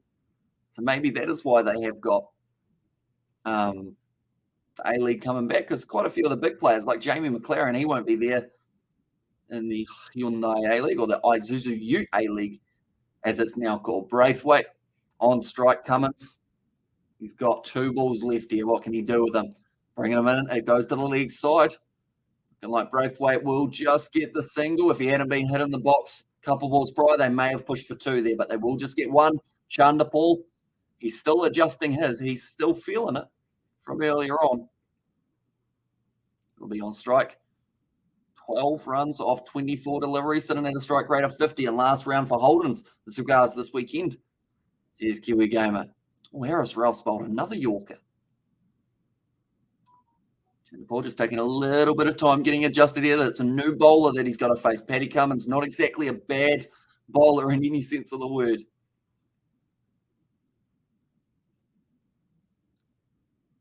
Chandapur, 1 ball left. Pat Cummins going to continue going over the wicket here. That's a good one. That is a good ball. Chandapur even went past, but that will be the end of the over from Pat Cummins. 26 for none here for the West Indies. So we've seen a couple good shots down the ground from the West Indians for this one. And they just need to make sure that they're keeping that defence solid, because Australia are going to always be searching just outside of that off stump.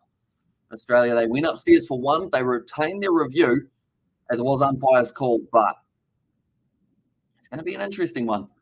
See how it does continue to develop. And also we have got into female batters wear a box. They wear a version of a box, I believe, if I'm not wrong. It's just a little bit different, the female box, for different parts, I guess you could say.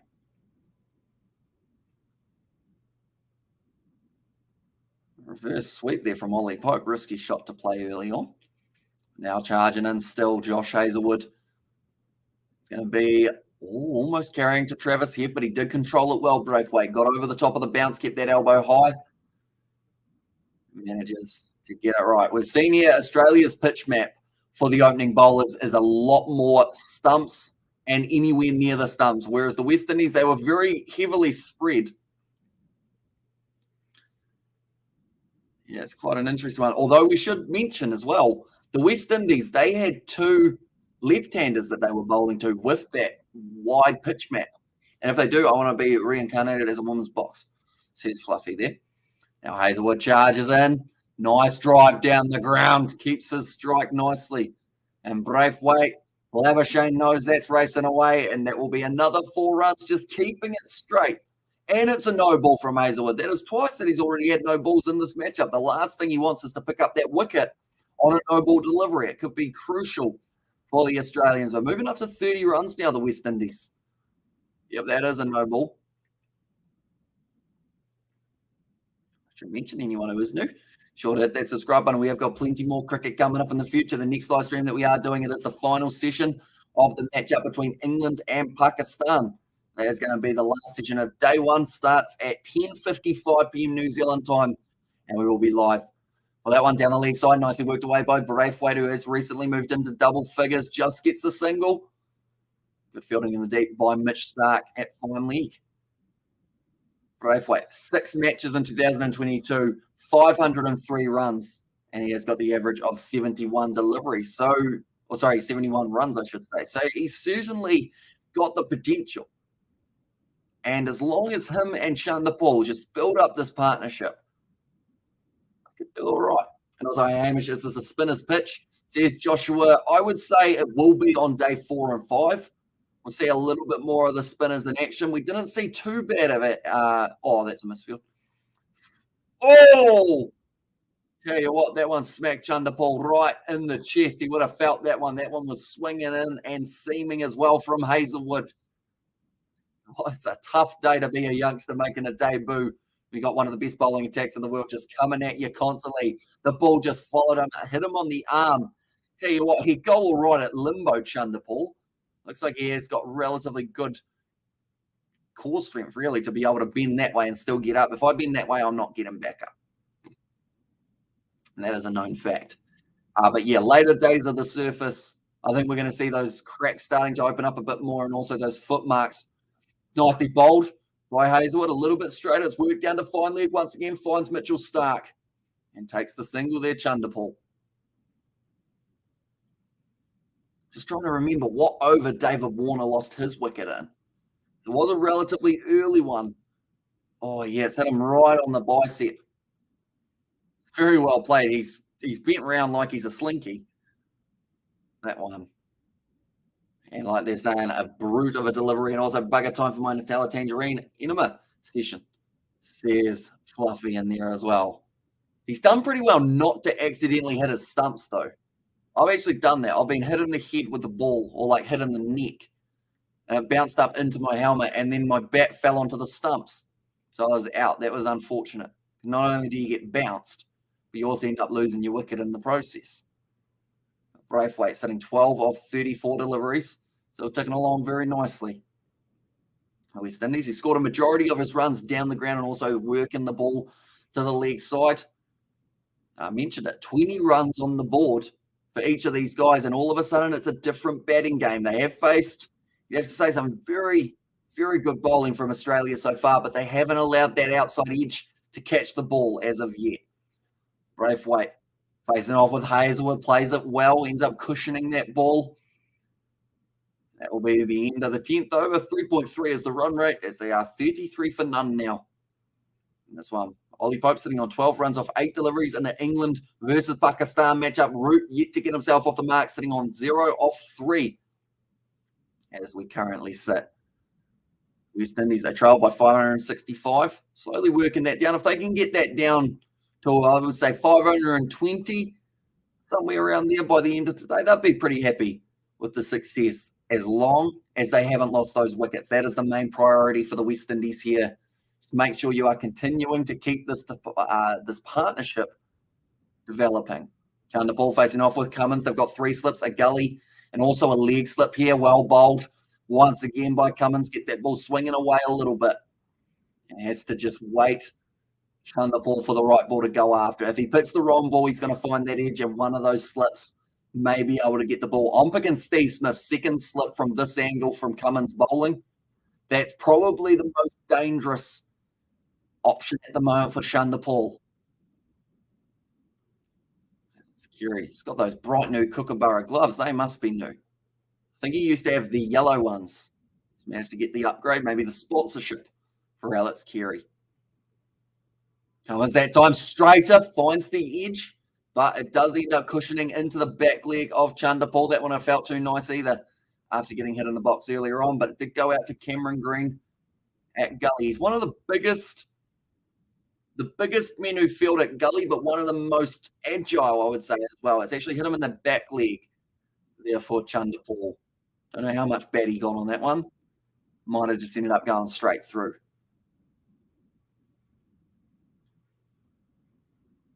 Already 50 minutes the West Indies have batted for.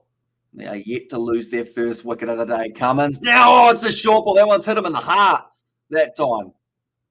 That one wouldn't have felt nice. I don't know what I would prefer, getting hit in the arm or the heart. Probably the arm, I think. But Chanderpaul, he looks unfazed. He's going to have a massive welt there. He's going to have a third. Oh, no, that was a little bit lower. That was in the exposed ribs, unfortunately. He's got the chest protector on, but it doesn't go around. Oh, actually, just right on the edge of that chest protector. So that wouldn't have hurt anywhere near as much as it would have had it gone just a little bit further off to the side. So he's done well. He's got the positioning right. Cummins, though, he gives some room and he hits it over the top, Chanderpaul. Said, I'm sick of your stuff, Cummins. Does hit it out through the backward point region, lofts it over and gets the 4 runs. Fired up the youngster. It's probably the first sign of aggression we have seen from him in this matchup. It was short. He said, okay, sick of this. Bugger. I know I read that one, didn't I? Nicely played. Just whips the wrists. Didn't try and overhit it. Just manages to time it beautifully out of the middle of the bat. And Chanderpaul now, what is the answer from Pat Cummins? I assume another bouncer going towards the rib section if I had to guess. Oh, no, it was pitched up from Pat Cummins. Squared him up a little bit there, Chanderpaul, but still managed to get him behind it. Brendan Julian on the commentary is saying you still got to score runs, and that is what Chanderpaul is doing here. Rather than sitting there going, we have to survive for a while. If the ball's there to hit it, you've got to hit it because they may be your runs and the opportunities that you don't get too many of. One ball left of the backgammons over. Like I mentioned, the 3 slips, a gully. They've also got the man at cover. That is Nathan Lyon. And then they've got the leg slip with a back pad on the leg side. Oh, a little bit outside a leg. Well, that one's a no LBW shout there, but that will be the end of the over for backgammons. And that is 0 for 37. They are going to be having a quick drinks break. I realized I don't have a drink, but that is all right. I do not need one. But what I should mention, we have got another live stream coming up later on tonight, ladies and gentlemen. That is in 1 hour, 15 minutes time. And we are going to be covering the matchup taking place between Pakistan and England. At the moment, England find themselves 248 runs for 2 wickets lost after only 40 overs of that test match. They are flying forward in their run rate. At the moment, West Indies, they aren't actually doing too bad for their run rate either, sitting about that 3.5, 3.6 mark, somewhere that you want to make sure that you are early on in a test match, just accelerating, keeping those runs ticking over, and that will put the pressure back on the Australian bowlers, which is what they need to do if they do want a chance. Wearing down this new ball, I don't know who the bowler is that at the moment the West Indies want to face out of the Australian lineup. You'd have to say maybe Cameron Green, but he is still a very handy man when he's getting that line and length right. That extra bit of height, though, means that LBW, to an extent, can be taken out of the equation if he's not quite finding his length.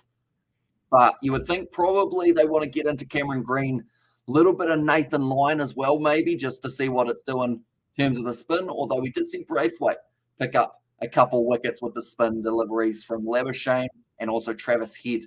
So Tui was able to get overcast conditions, hence why we are seeing quite a bit of swing for the Australian openers. And they have just said that there are 14 overs left in the day's play, so they will be able to continue through to about 10:50 p.m. New Zealand time. That is with the extra 30 minutes added on. So I once asked this guy, you're playing cricket at a batter who was on 98 runs, hits a big shot, and you're about to catch it to stop a 6. Then it comes over the intercom. You want it on the phone. Would you A, catch the ball first, then go back to the clubhouse, answer the phone? B, go back to the clubhouse, answer the phone, come back and catch? Well, you'd have to take the catch first, I would think. But also, why are they interrupting it while it's mid-ball? Surely you wait till the end of the ball and then you say, hey, by the way. Well, even then, you probably wait till the end of the session and say, hey, you've got a message.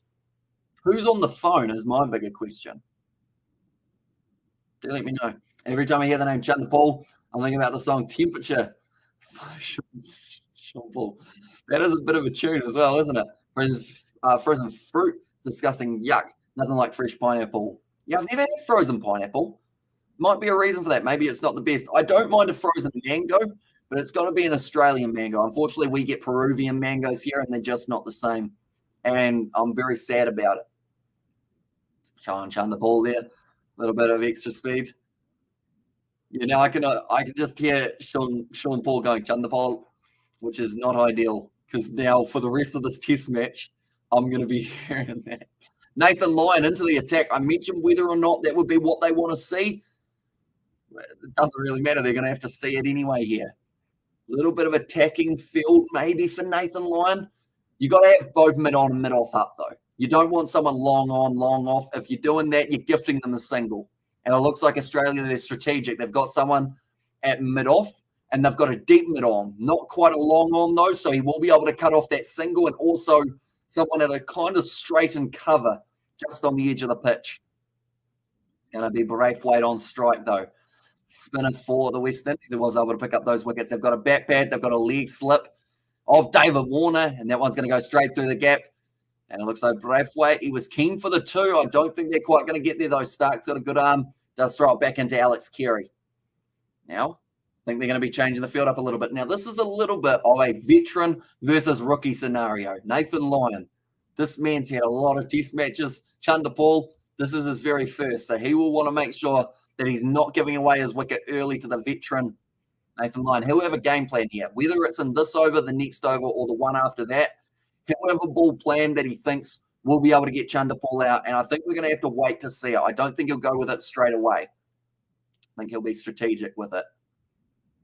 So, Chandapal on strike, sitting on 17 balls faced, or 17 runs just outside of off stump. Pushes at it a little bit, but has been defending pretty well, Chanderpaul. He's been playing everything under the eye line, which is important in the test match format.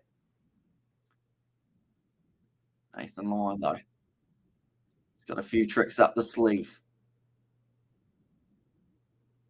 Nicely played once again. And I should mention he is going round the wicket to the left-hander. And I'm thinking Red Hot Chili Peppers. I was going to play some Please, says Roof. Red Hot Chili Peppers, what are some of their songs? Is it Californication? Californication? What's that song called? Something like that. What else do the Red Hot Chili Peppers do? What else do they do? Their songs. They've got a few of them. I'm trying to think of the Red Hot Chili Peppers. I cannot think of a single song. California? Is that what? I think they've also actually, they might have a song called California too, do they? And I'll say you were right, says Keith. Is that the name of a song or was I correct? Under the Bridge, that's another one. I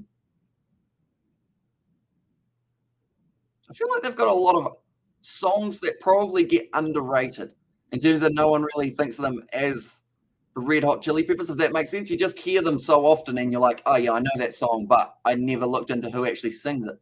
It's going to be nicely played, nicely fielded though by Mitchell Starc. Doesn't allow it to go through the gap, and that will be the end of the over. 38 for none now. Californication. And there, as I says, Tony, that's a big word, isn't it? Oh, we're having a look at the crowd here. A little bit of a chat with the cameraman, I think. That man with the...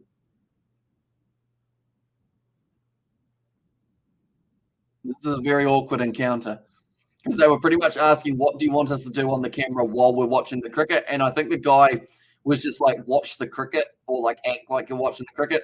So they all turned around and then they keep looking back as if to say, are we finished watching the cricket? Californication or Californication. Says Al Mac, a little bit of extra in there. It was a great TV show. Give it away, give it away, give it away now. Says Tony, but now charging in Pat Cummins. Just outside of our stump, once again played well by Braithwaite. These two have done a good job for the West Indies here in the opening partnership, not allowing that early wicket to fall, which could have given the Australians the momentum. Also, I should mention for anyone wondering about Pakistan versus England, 257 for 2 at the moment. England find themselves on after 40.3 overs. That's the kind of score in an ODI you'd be pretty happy with at that point in the innings, but they are still ticking along very nicely with the more recent batsmen coming to the crease, Root and Ollie Pope. Braithwaite on strike to Cummins. Charging in from the members' end. Outside of off stump, left alone by Braithwaite. No point going after that one. We have seen if you try and chase that wide ball, it can get you in a little bit of trouble. Though, other than that one that was umpire's call, you'd have to say there haven't really been too many chances for Australia yet. We haven't seen any drop catches. We haven't seen any kind of uppish deliveries. Anything that has happened has kind of been outside of our stump, the play and the leave. The West Indies have been surviving and thriving in this match at Optus Stadium with the bat in hand. They need to make sure that that continues, though, because they've got 560 more runs to cut down the deficit. Oh, you can't play at that. He has decided to get a little bit flirty with the ball, played it outside of the line of his body. All that was asking was going to be an edge, but luckily for him, he has ended up missing it. Now, I should mention, West Indies, they need another 360 runs, or 361, in fact, to be able to avoid the follow-on. That is the goal for them at this point in time, because if they avoid the follow-on, you at least get Australia out there batting again, and then they have to decide when's the right time to bring on that declaration. 3 slips still for Cummins. In swinging ball. It was well played by Braithwaite, able to get the bat on it, hits it out to the man at mid-on. Mitchell Starc fields it. That moves them up to now 39. I can still hear the rain falling here. That's not ideal. Hopefully, both of these games, the one in Pakistan and the one taking place in Australia, there is no rain at all. We've had quite a bit of rain here in New Zealand for the New Zealand versus India Test Series. Or sorry, not Test Series, but the ODIs and the T20s. So hopefully we have seen the most of the rain that we're going to get, but I think we're getting about this much again over the next few days. And Hamish, have you heard of Carlos Santana, a Latin guitarist? I have indeed. The name rings a bell. I'm trying to think of something that he's done, but I can't think of it. Unfortunately, that was a bouncy ball from Pat Cummins. I think that one hit the seam and really ended up propelling itself forward And also we have got there, congrats Australia for progressing to the round of 16 for the Qatar World Cup. I'm happy USA are through as well. There's rugby. Actually, they've done pretty well, the USA. And also in their group, I want to say it's England, isn't it? Did England go through in the end? They should have. Yeah, they did. I think they have to play up against Senegal, if I'm not wrong. And then the USA may have the Netherlands. Is that the way that it's sitting, Rugby Itch? Do let me know. And also Black Magic Woman or Maria Songs, says Nate in there. I feel like if I said to Isaac that I can't name a Carlos Santana song, he would be very sad because he is a guitarist through and through. End of the 13th over. 39 for none, so currently still going at the 3 runs per over here for the Australians. A little bit of a glove tap from the batsmen who are still out there. 13 overs down, continuing to do nicely for themselves. Okay, Bazball's really taken over. Even Joe Root is going for reverse sweeps now, which is normally only a rarity once that man is well and truly in form. And yeah, USA play Netherlands should be a good matchup, says Rugby Itch. And there's they are just showing some of the previous dismissals that we have seen Craig Braithwaite have up against Nathan Lyon. And Travis Head is probably going to be a player to watch out for here because he's in close on the leg side. Something that Nathan Lyon likes to target is that front pad, try and get that back going forward. He's got him on the back foot for the first delivery, though. Nathan Lyon makes the face of, I think that one went where it was supposed to. Tying up the shoe there for Braithwaite. I think both of these men, even though it probably still hurts deep down inside of their souls, they have managed to recover from their groin shots pretty well. And I guess the good news in some regards is they're in it together, you know. Can you guys hear the rain? It is quite loud on the roof. Now Nathan Lyon. Outside of off stump, cut away nicely by Braithwaite. That's going to be 2 runs, I would think. Travis Head going to be chasing after it. Interesting that they've taken him out from inside under the helmet. I think instead they've actually got Marnus. Yeah, they've got Marnus Levershane in close. This one in the Netherlands got it. Says Tony there. And Mark Wall's comment straight away when he gets into the commentary box. He said how well Australia's bowled. I think a little bit of credit needs to go to this West Indian batting lineup. Oh, that's danger. Marnus has dropped it. He took that way too casually. I swear that hit the bat. Marnus is laughing about it. He'll be not laughing about it if it did hit the bat. It was close to it. No, it just hit the pad. He's all right. But Marnus ended up just putting that one down. That's not what Nathan Lyon wants to see because as soon, good shot down the ground, but Nathan Lyon's able to carry or cut across the pitch, I should say, and able to cut it off. But yeah, you want to make sure you're taking those, even if it's just hit the leg, and even if he knew that it hit the leg, you want to make the batsman know if he gets this to the leg side and accidentally mishits it, you've got him. Outside of off stump, that one had a nice bit of turn on it for Nathan Lyon. That would have been the finger ripping straight across the seam. A little bit of extra pace as well from Nathan Lyon with that delivery. 103 Ks. Nice. Getting quicker with age, Nathan Lyon. Outside of off stump, that came back as well. Now that was close. And also we have got there, do you know AC/DC? West Indies batsman will have big balls, says Keith. And there. Can I play any AC/DC songs?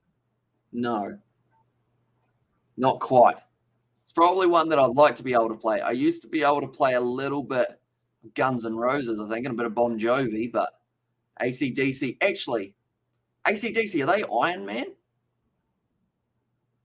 They might be Iron Man. Are they Iron Man? Because if they are, then I can play a little bit of AC/DC. If West Indies get to 100 for none, Steve Smith, we're looking for the Emery board and Akadaka, says Nate there as well. Now Cummins back into the attack. Question is whether or not the next change is Cameron Green or whether they go back to Stark or Hazelwood. And also I accept a song for the West Indies batsman, Balls to the Wall, and Black Sabbath. Whoops. Might have been a bit wrong there or not. Well played once again and behind it. I think it was just because I remembered I could play Iron Man and got all excited about it. They're just showing some of Marnus' shots. He was able to have 200 runs For Manus Labuschagne, a long way to the shop if you want a sausage roll. I actually have a sausage roll in the freezer, fun fact. It's an Uncle. Oh, no, wait. You're a big fan of the Big Ben, Uncle Ben. Uncle Ben is rice. Big Ben is pies and whatnot. It's actually a Big Ben sausage roll in the freezer, Nathan. I know we talked about their pies a little while ago. Short ball, Chanderpaul after it. It's gone big, and it's going to go all the way for 6. I think for half a second, Australia thought they were in with a chance, but Chanderpaul has timed that beautifully. Hits the big 6. 23 runs he moves up to now. It was Ozzy Osbourne, Black Sabbath. And there says Tony. Chanderpaul seems like a player to watch out for in the future. Definitely in this series, though. He watches it onto his bat, hits a leg side. Chanderpaul gets it near the top of the bat, but still used the momentum. And I'll do that. Hell yeah, Big Ben's pies, says Nate. And there's how they are very decent. But that one was definitely not going to be caught in the deep at fine leg. It was going well and truly into the crowd. Nice ball from Cummins. A good answer back. They take the quick single. They may even get 2 for it. Yes, they do. Times it beautifully down the ground. Chanderpaul starting to score a bit more freely up against this Australian bowling lineup. And that will frustrate them because this is a new guy, a young kid in some regards, I guess you could say, compared to some of the older players in these two sides. This kid has come in. His dad's a great player. The question was he going to be able to live up to expectations? And currently, I would say he is. He's taken a nut shot as well, which is never easy to do on debut, yet he's still playing well. And he looks confident now. You can slowly see the confidence building. He's played that one nicely. The bottom hand actually came off the bat with that one, but he managed to get him behind it. Exactly what he needed to do. But they're showing Travis Head his dismissal out on 99. Is that his son? Sure. Says Nuzzy Williams. It is indeed Chanderpaul's son. So he is watching from Florida in the USA, watching his son in Test match cricket. Now, the thing is, I don't know what the time is in the USA. I think it's in the middle of the night, but he will still be up. He'll be watching this whole Test match. Short ball, Chanderpaul chases. They've actually got the leg slip and play as well here for Australia. Kerry's done well with the gloves to be able to cut that one off. Do you think a Brady Bunch wrestling game will ever be made? I doubt it. I haven't actually seen the Brady Bunch as well, by the way. Is it a book as well as a movie, the Brady Bunch? Is the Brady Bunch even a movie? I don't know. Maybe. It is, or is it a series on the TV? I really don't know a lot in terms of movies and whatnot. Showing Travis Head, he's in close fielding. He'll want to take a screamer here just to get that confidence back up, to be on 99 and then be dismissed by the captain of the opposition. If he can catch Braithwaite out here in close, make him pretty happy, I think. And Australian bowlers like Milestone are providing a wrecking ball, says Keith. And as well, now charging in, Pat Cummins wants to wreck the stumps. And, it's off the outside edge, goes straight to Cameron Green. Always great reflexes there in the gully region. End of the 15th over, and the West Indies none for 49. Building nicely, though.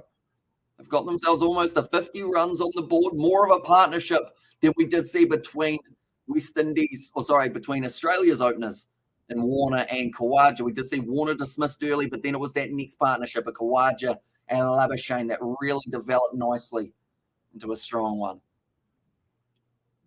Braithwaite now. Let me on strike to Nathan Lyon. We mentioned it in the past. He's got him in the past a few times, dismissal-wise. Man with a big camera walking up the stairs, filming the crowd. A lot of empty seats compared to what I'd like to see. To be honest, I would have liked to see a lot more people watching at Optus Stadium, but now Nathan Lyon, it's going to be a little bit leg-sideish. Well played by Braithwaite, keeping it down, bouncing the ball to Manus, who's in close with the helmet on. Pat Cummins looking a little bit flustered at the moment. He has been bowling well, though, getting that line and length right, but hasn't been able to pick up that wicket off Chanderpaul or Braithwaite. Nathan Lyon outside of off stump. That one was coming back nicely. Bit of spin on offer for him here on day 2. I believe they can play for another 15 minutes maximum, but they had 14 overs left at the drinks break. I believe drinks was at about 13 overs through, maybe even 11 overs through. I might be wrong with that number, but I've still got a few more to go today in Aussie. Yeah, I know the stadium was very empty says Nissan, which is a shame, but I feel like it's going to start filling up once we're into the weekend because a lot of people will have their days off work. Maybe Friday night will be a big session, although it's in Perth, so Friday night still is only Friday afternoon till the kind of early evening. But yeah, if it makes it all the way to Saturday or Sunday, I think those 2 days are going to be the big ones. 50 balls now faced by Braithwaite, still on 16 runs. He's loving a straight drive so far up against the pace bowlers, but up against Nathan Lyon, it's more of that patience, waiting for the right ball to go after. You don't want to lose your wicket this early. Oh, a little bit of turn there still for Nathan Lyon. Hits the pad of Braithwaite, was going down leg. And I was like, yeah, says Nissan GTR fan, but Alex Carey's still in behind the stumps. He's trying to G up his bowling and Nathan Lyon. I'm not sure if Lyon is signed to the Sixers this year for the BBL. Now we've seen a couple of the older bowlers starting to retire. Who was it? Was it O'Keefe who was actually going to end up retiring? But then he started playing extremely well, and now he might get to make his way back into the BBL. He's kind of extending his career because his bowling has been absolutely sensational. But that is the end of the 16th over. None for 49, so a good maiden there from Nathan Lyon. No runs coming on the board, but also no wickets being taken here for Australia. Braithwaite, he's been playing very nicely, playing it under his eye line. They're saying low hands as well. One of the keys to trying to shut down that spin, smother it a little bit. Starting to get a few more marks on the pitch, though, which will be something to look at as we get through to day, maybe even late day 3, but also day 4 and 5.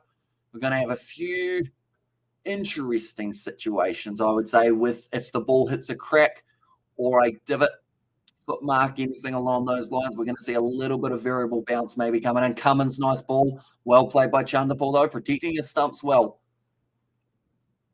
And that will be a huge confidence booster for him. If he does end up getting through this first session, we've got to remember he took the shot to the testicles, took the shot to the arm, took the shot to the chest, but he's still out there. And he's going to continue going. They are showing that nasty blow once again, as they've called it, straight into the box. The Chanderpaul, that's why you wear one. If you don't wear one and you forget to wear one, you certainly know about it for the next week or two.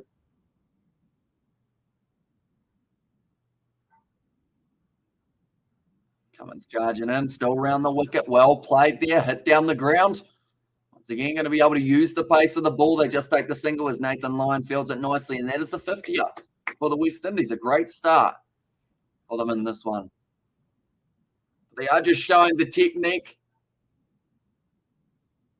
It's a weird one. Apparently, you shake the back of the ankles. I think Chanderpaul was actually going, no, that doesn't feel too great. But that might be more of the case of, like the commentators said, maybe it's to distract him.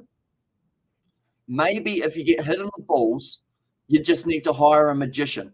And then he can do some fancy tricks like, whoa, look, my thumb's, hang on, that's the wrong side. You guys can see my thumb there.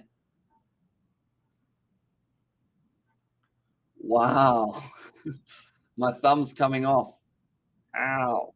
And then you do that, and then you'll be like, oh, my nuts feel fine now. It's up to the testes. Says Nuzzy there. And also, we've got yes, definitely the box is the most important thing, says Nissan. And hey, Tony says Roof there as well. But Cummins, he'll be frustrated not picking up an early wicket. He would have felt that the momentum was in his favour. Perhaps he could juggle his balls. Oh, in that case, you need a circus clown. Yeah, someone who can really like juggle in one hand on one side. I hope you guys can't see my hand because that looks like I'm fondling something, but I was like acting like I was doing some juggling on one side and then also do some healing that was almost off the edge. They're asking for it. Cummins thinks it's good. Now, Alex Carey had a half appeal, a little bit of a, it's close to the bat. It's a comment from Marnus. It's close to the bat. It's a comment from Alex. He's going upstairs. Pat Cummins likes his own one. Oh, where's David Blaine when you need him? Says Nuzzy Williams. Right. It's close to the bat is the main comment that we learned from that situation. Now they are going to be going upstairs. Player review for caught behind his Braithwaite on his bike here. I don't think he will be. First initial reaction was I didn't really hear too much. Pat Cummins was keen. All of the slips didn't really react, which I think is why I'm a little bit more in favour of maybe he didn't hit it. It's certainly close. Could have clipped a sticker on the way past, perhaps, here. Braithwaite doesn't look like he knows if he's hit it or not. There's no mark on the bat. Are they going to go to DRS? Could be the faintest of edges. Here's Snicko. Nothing. Nothing at all. For Pat Cummins, he's used up a review. That's kind of what we would see if Tim Southee was ever the captain of New Zealand for more than a few games. It would just be every single DRS one is just Southee saying, I think he hit that even though there's that big of a gap. I'm not sure what the umpire said there. It just seemed like there was something, I think he said. Definitely a noise in the effects mic, just wasn't the bat. The West Indies remain as 50 for none. There was a noise. I wasn't listening the first time. I didn't hear it as much. But yeah, it was not much of an appeal from Warner. Steve Smith was doing jazz hands going, I don't think he's hit that. Now Cummins still charging in. He's decided if he's not going to hit it, I've just got to bowl him. The ball was swinging back in quite nicely from Cummins. Or seaming back in, I should say. Who was that? Was there something? And someone went, oh, yeah. I feel like he was very keen. It was close to the bat. Close to the bat. That was the comment from pretty much 3 of the Australian side. And also, I always thought Keanu Reeves had great nipples in Patrick Swayze and Surfing movie. Says Roof, that's a weird one to come out of nowhere. But I assume that you are up to the part where we were talking about the T-ball. Wow, that was a good ball on the outside. That's going to be the end of the over. Still none for 50. West Indies doing well in this first session that they are betting. In Australia now only have the 2 reviews remaining. Of course, with local umpires, you have the 3 rather than the 2. West Indies have got themselves still their 3. They haven't had to use one yet. West Indies, the 50-run partnership, opening spell. Brilliant work from these 2. The young of Chanderpaul, the older of Braithwaite there. Good morning. And I'm actually surprised 50 for none. Yeah, they batted really well. And it doesn't seem like Chanderpaul, for a player who's having to face off against Cummins, Hazelwood, Stark, all of these great bowlers, he's not looking phased. He's just continuing on with his action. He's going, right, I know what I got to do. Keep my technique solid, keep pretty compact, and just try and play the ball as it comes. And seen a couple of aggressive shots from him as well, which has been quite cool to see. He played that 6 down the leg side. He's now facing off with Nathan Lyon, leaves that one. Going outside of the off stump, no need to play at that one for Chanderpaul. But yeah, he's currently sitting on 26 of 49 deliveries. Building nicely. He's got his anchor at the other end, Braithwaite. He's just looking to get through this first session without any wickets falling. Nathan Lyon, that's a better ball, the straight one. Labuschagne was pretty keen to try and jump in for that one. They've got 2 men under the helmet here. Labuschagne and Head, and also Alex Carey behind the stumps with another helmet on. But Nathan Lyon will be looking to get this one just outside of the line of off stump, get it to go away from the youngster Chanderpaul. See if he can lure him in. Ooh, that one was on middle stump, starting to spin a little bit towards off. Nicely played by Chanderpaul, though. And I was like, yeah, it's 5:07 a.m. here in Trinidad, although I know it's a tough series for the team, says Reno there. So, yeah, extremely early for yourself in the West Indies or in Trinidad. I didn't actually realize it was that early in the morning, to be honest. My time zones, I'm shocking at them. So I thought that it might have been around, to be honest, I thought it was around 10 a.m., somewhere around there. But, yeah, I guess the commitment to stay up late or wake up early to be able to watch them definitely has to be admired. And also we have got there, Roof Carter, hi, I'm still single. Says Tony, aren't we all, Tony? Cut shot there from Chanderpaul. It's a bad ball from Lyon and it's punished. Racing close to the boundary. I think Hazelwood's going to be able to cut this one off. They'll be running between the wickets well.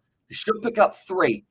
And they do just that. Now Braithwaite will have the strike. And also Pope and Roots seems settled for England, says Keith. Yeah, they've had a couple close LBW calls. Hang on, is that a wicket just falling? Joe Root's going upstairs, so I think he might have just been dismissed. But they're going to look for it. And the Aussies need a wicket soon, says Nissan GTR fan. Yeah, they've still got 545 to play with, but they'll certainly be looking for a wicket sooner rather than later. And yeah, really early, the test starts for us here at 10:20 p.m. Finish maybe 6 a.m. in the morning, says Reno. So have you been getting up? Did you get up for day one as well? And do you think you'll be up for the other days that are coming up, Reno, or do you think you'll catch the last session of each day and maybe watch highlights of what has happened throughout them? End of the Nathan Lyon over, he's looking disappointed as well. I think Australia thought this was going to be a lot easier to pick up early wickets.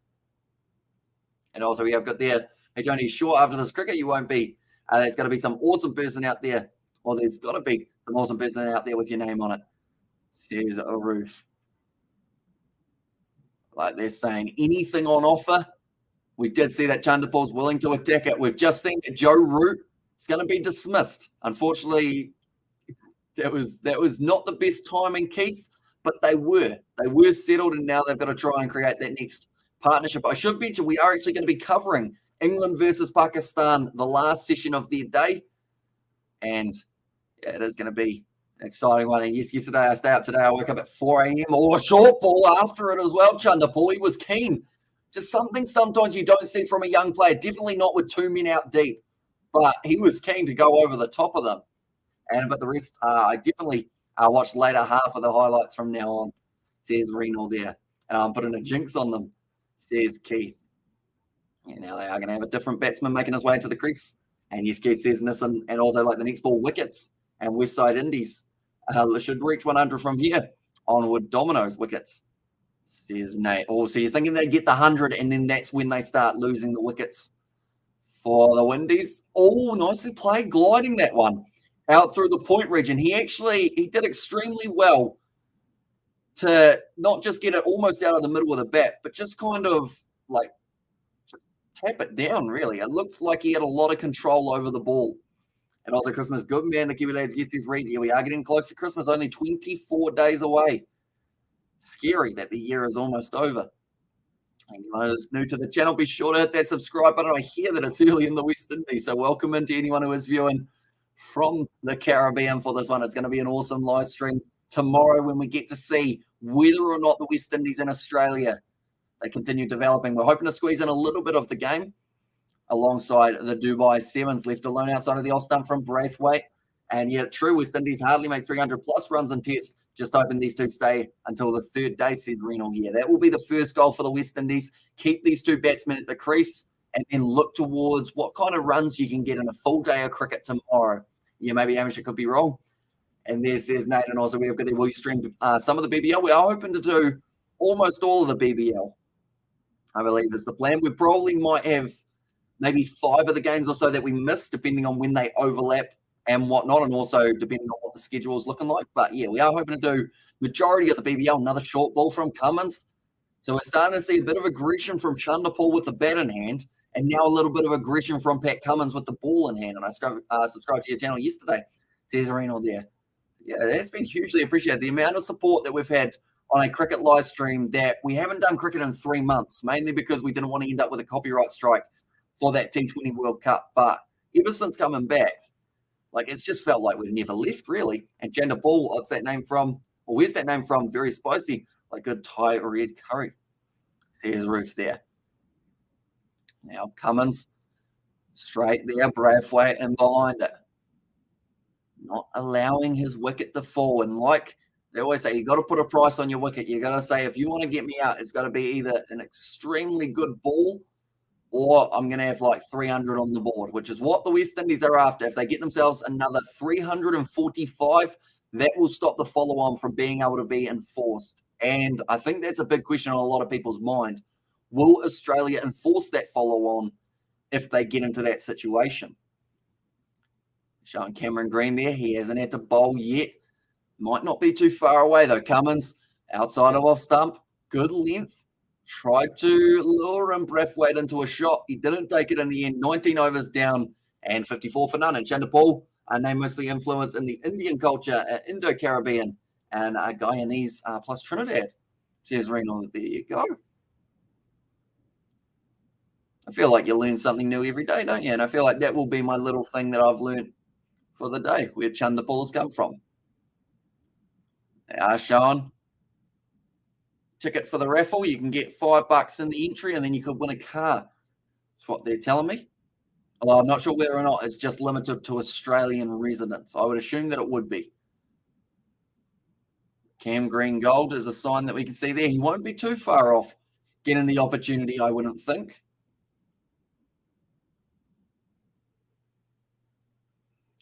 Is it going to be him? No, it looks like they've gone back to Josh Hazelwood for another option in the bowling attack. They might go Hazelwood, and when Cummins is finished, they may go Green or they may go back to Mitchell Stark. We've got to remember they don't have a huge amount of overs to finish off tonight. I believe they'll be able to bowl a maximum of 27. They are running a little bit low on time. Hazelwood, nice ball, pitched up there, nicely played, and behind it for defensive from Chanderpaul, who's sitting on 30 runs. And also there is Chandra, Paul Himraj. He is from Guyana as well, says Renal Joseph. They haven't actually had too many that Chanderpaul has had to leave, which I think is what the commentators were just briefly talking about, how Hazelwood needs to get it somewhere where he doesn't know if he can leave it or whether he has to play at it. So that's that kind of 4th, 5th stump region. That was middle stump. It was nicely fielded in close as well from Travis Head, I should say. And he was one short of the century. I'm not sure what that hand signal was. I think he was changing the field up a little bit for Josh Hazelwood. We get into that stage of a countdown of how many balls are left. I believe I've got less than 60 balls left to face for today. Good morning from St. Vincent and the Grenadines, says Augustus. Welcome in, mate. Hope you are doing very well. Must be early morning for yourself over there as well, I believe. Yeah, we appreciate you being here. At the moment, the West Indies putting a nice fight back in. Australia, they were able to get 598. They decided to declare. They thought they'd get a couple early. Wickets, nice shot. Bit of a wrist flick from Chanderpaul, and he does get it away to the boundary out through point. Another very nice shot from Chanderpaul. When he goes after the ball, he makes sure he hits it hard, which I feel like is a great mindset to have, because if you're only going to half hit it, that is when you can start to give catching practice to the men on the circle. Saw it was short, tried to go up and under at 5 a.m., says Augustus. So, yes, certainly early for yourself. But good control on that ball from Chanderpaul. Moves up now to 34 runs, 58 deliveries. Oh, that one came back in a little bit. Now, he did end up hitting the bat, then it came into the pad. It didn't carry to Travis Head, though. It ended up dropping nicely. And Augustus House Trinidad, says Roof. In there. Okay, he's actually got an American bat. It's called Mace, I believe. Apparently, it's one of those bats that are a little bit rare in the world of cricket. Now, Chanderpaul on strike. 2 balls left to Hazelwood. He hasn't quite found the line that he's after. That's a bit better, but wow, that is a shot again from Chanderpaul. So it was a tad short. Going to be hit out deep. It's not quite going to make its way to the boundary. Cameron Green does well in the deep, and that's going to be kept to 3. Another great shot from the youngster. I was like, not Trinidad. Therefore, Augustus, he is from St. Vincent and the Grenadines. And there. I believe, if I'm not wrong, I normally know flags not too badly. Is the flag of St. Vincent and the Grenadines the one with a few triangles or diamonds on it? Augustus, is that the correct one? Hopefully I've got the right one there. Now, trailing by 537. The moment Braithwaite sitting on 16 off 61, and he's got 1 ball left of the Hazelwood over. And swinging a little bit. It's going to be played well, and that is the end of the 20th over. None for 61. Great start. And I keep on saying it, that is a shot and a half from Brook right there. He's just smacked it over cover for 6. In England's game, they are currently sitting 288 for 3 off only 47.4 overs. So they are certainly accelerating in their matchup. They are just showing that cut shot. He finishes in a very similar position. He really tries to loft it. And beautiful Saint VS flag says Augustus. And also when those balls hit a human body at 150 kilometers anywhere, it can be bone crunching. It certainly can be. That is why you get the protection. But sometimes the protection is just not enough. Like when you get hit in the box. Yes, the box is there to try and protect, but it's not there to try and deflect. It just doesn't quite do enough of a job. Like you still feel it. He's still adjusting it at the moment, even though he got hit in about the 8th over. In fact, it might have been even earlier than that, about the 5th over of the game. And speaking of the man who managed to hit him, Mitchell Starc, back in the bowling attack now. No, it was actually Hazelwood. So no one's experienced a shot from Mitchell Starc yet. Chanderpaul, though. Difference between this and when he was facing Starc last time, he's got 37 runs under his belt. Whereas last time he was facing him, he was still very new to the crease. He was on debut. Starc, he got up to about 145, somewhere around that mark. 5 overs remaining in the day. So they should be able to get through those and flag with the 3 diamonds. So here's Augustus there for the St. Vincent and Grenadines flag. Chanderpaul on strike.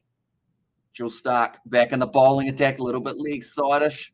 As I say, Starc could be a bit disappointed with that ball. Would have wanted it on the stumps to give a little bit more of that pressure to the youngster Chanderpaul. But straight after this live stream, ladies and gentlemen, at 10:55 p.m. New Zealand time, we are going to be doing our next live stream, which is actually the final session of England versus Pakistan. We've seen a run-scoring fest at the moment for the English, and I believe it will continue throughout that final session as well. So we're going to be covering that. One more sub, and I have 300 subs. Says George in there for the Kiwi Lads gaming channel / sorry, I keep on calling it gaming, but that is the entertainment channel, isn't it, George? No. I can take the hint. We'll go like this. Anyone who is new and you enjoy my face / you enjoy me talking, if you want to see more of myself talking and a couple of the other Kiwi Lads, there are 4 of us, be sure to check out the Kiwi Lads entertainment channel, as that is 299 subscribers deep, 1 away from the 300. And yeah, we have got gaming videos over there. Going to be doing a little bit of sport in the near future in terms of the gaming side of things, and also just some real life videos. What we get up to here in New Zealand is going to be on that channel as well. Augustus at Vincent and the Grenadines says, Reno, it does sound that way, yes. And also, there would be painful at 150 kilometers out. Yeah, it even hurts at 100 kilometers. Then you add an extra 50 onto that, you're 1.5 times it, and it would hurt. That is for sure. Currently, Brathwaite, he's doing well. 16 off 63 deliveries. He's not exactly rushing, but that is a good thing. You don't want to throw away your wicket. And thanks for the rocking and awesome commentary, Kiwi Lads. Non-stop action, says Roof. And yeah, like I mentioned, we're going to be back in only about 30 minutes' time for England versus Pakistan. But we've still got another 4 overs of this session, I should mention, 4.3. So it should still be an exciting finish to the day. As long as the West Indies don't lose a wicket, though, they'll feel pretty good about how it is closed out. Starc short ball. Almost onto the thumb of Brathwaite. That one would have hurt. We got it wrong. I don't believe it hit his thumb. I think he managed to just get the bat handle on it, but sometimes that can go anywhere when it does end up hitting it. We're going to see it in super slow-mo. Oh, nah, it hit the hand. You can say it didn't hit the hand, but it did hit the hand, and that is going to be painful for Brathwaite. Right on that bottom hand, the right hand there. Not nice.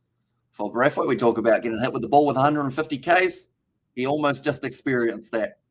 Only another 22 balls left of the day. Starc pitches it up, goes for a bit more of a Yorker length. Nicely played by Brathwaite. I think he got it right off the bottom of the bat, though. Might want to break that one. Seems like it is going all right throughout the early stages of the batting innings. Chanderpaul, he's 12 away. So I don't believe he'll get to the 50.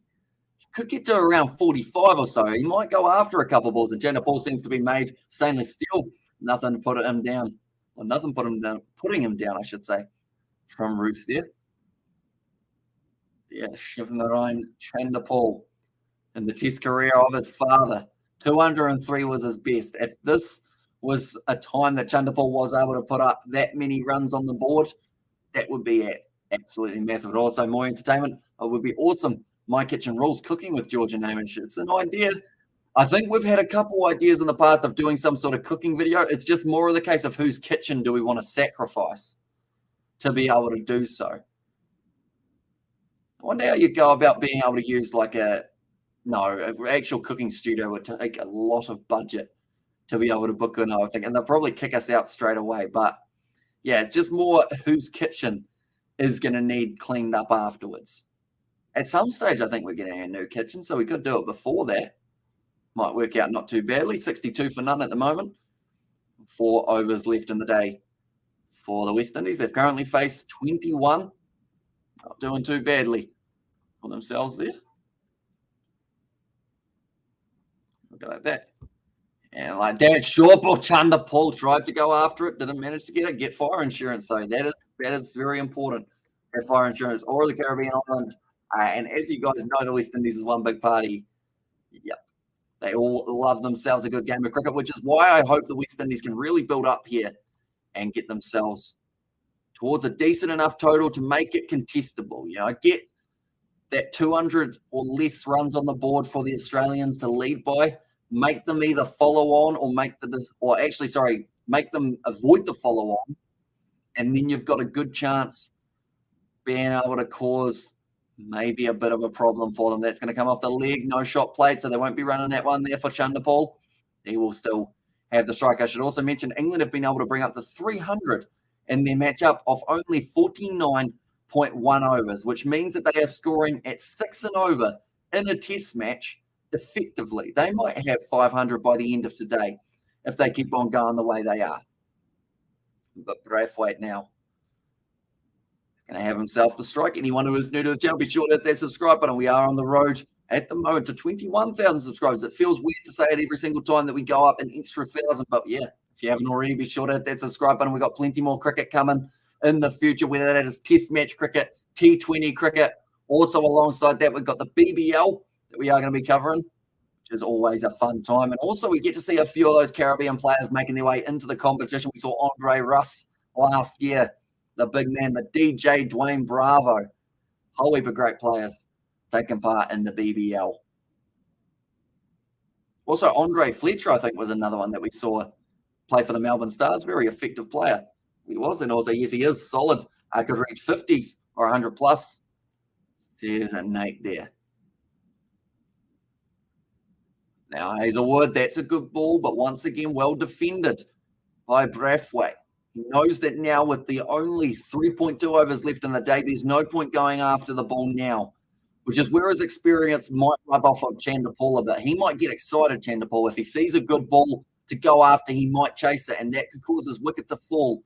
He needs to keep a cool, calm head. That was a shocking delivery in the game between England and Pakistan, but luckily the man didn't get hit for 6.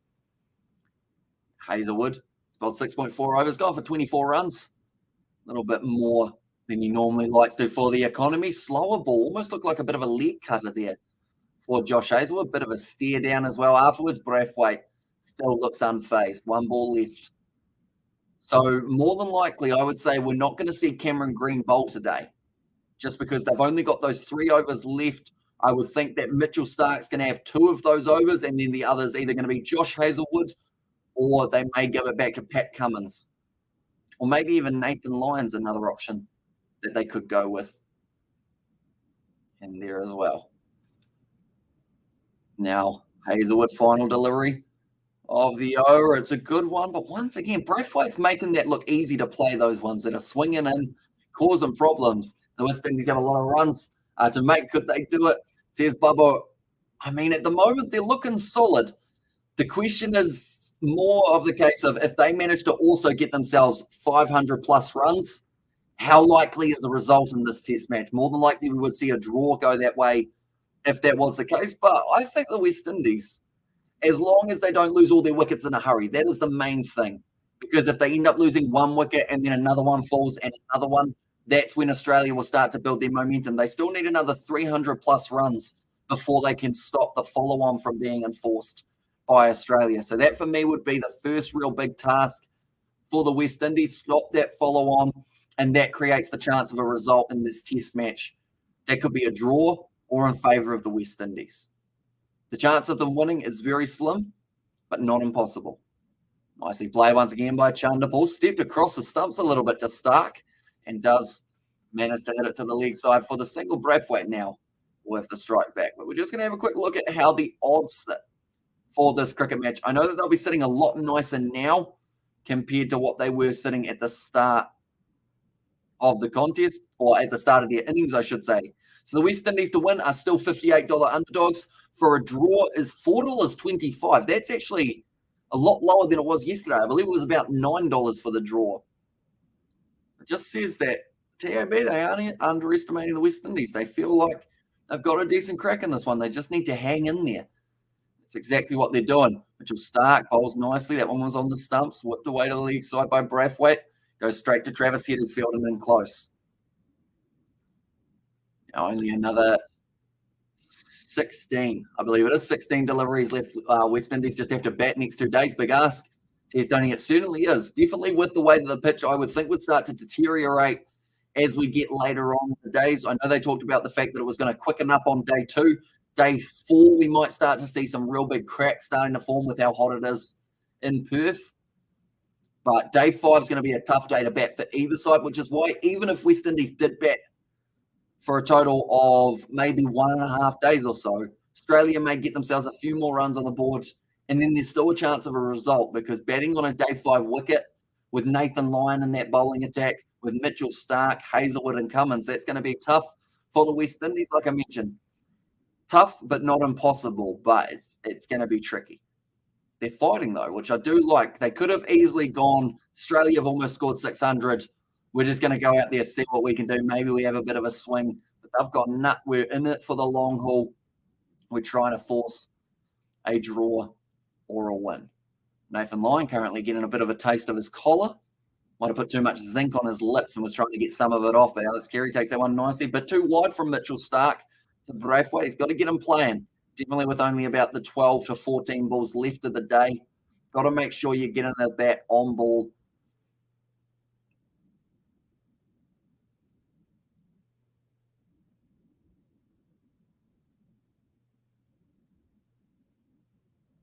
Okay, Brian Laris is talking about a text message that he got. Doing a bit of coaching.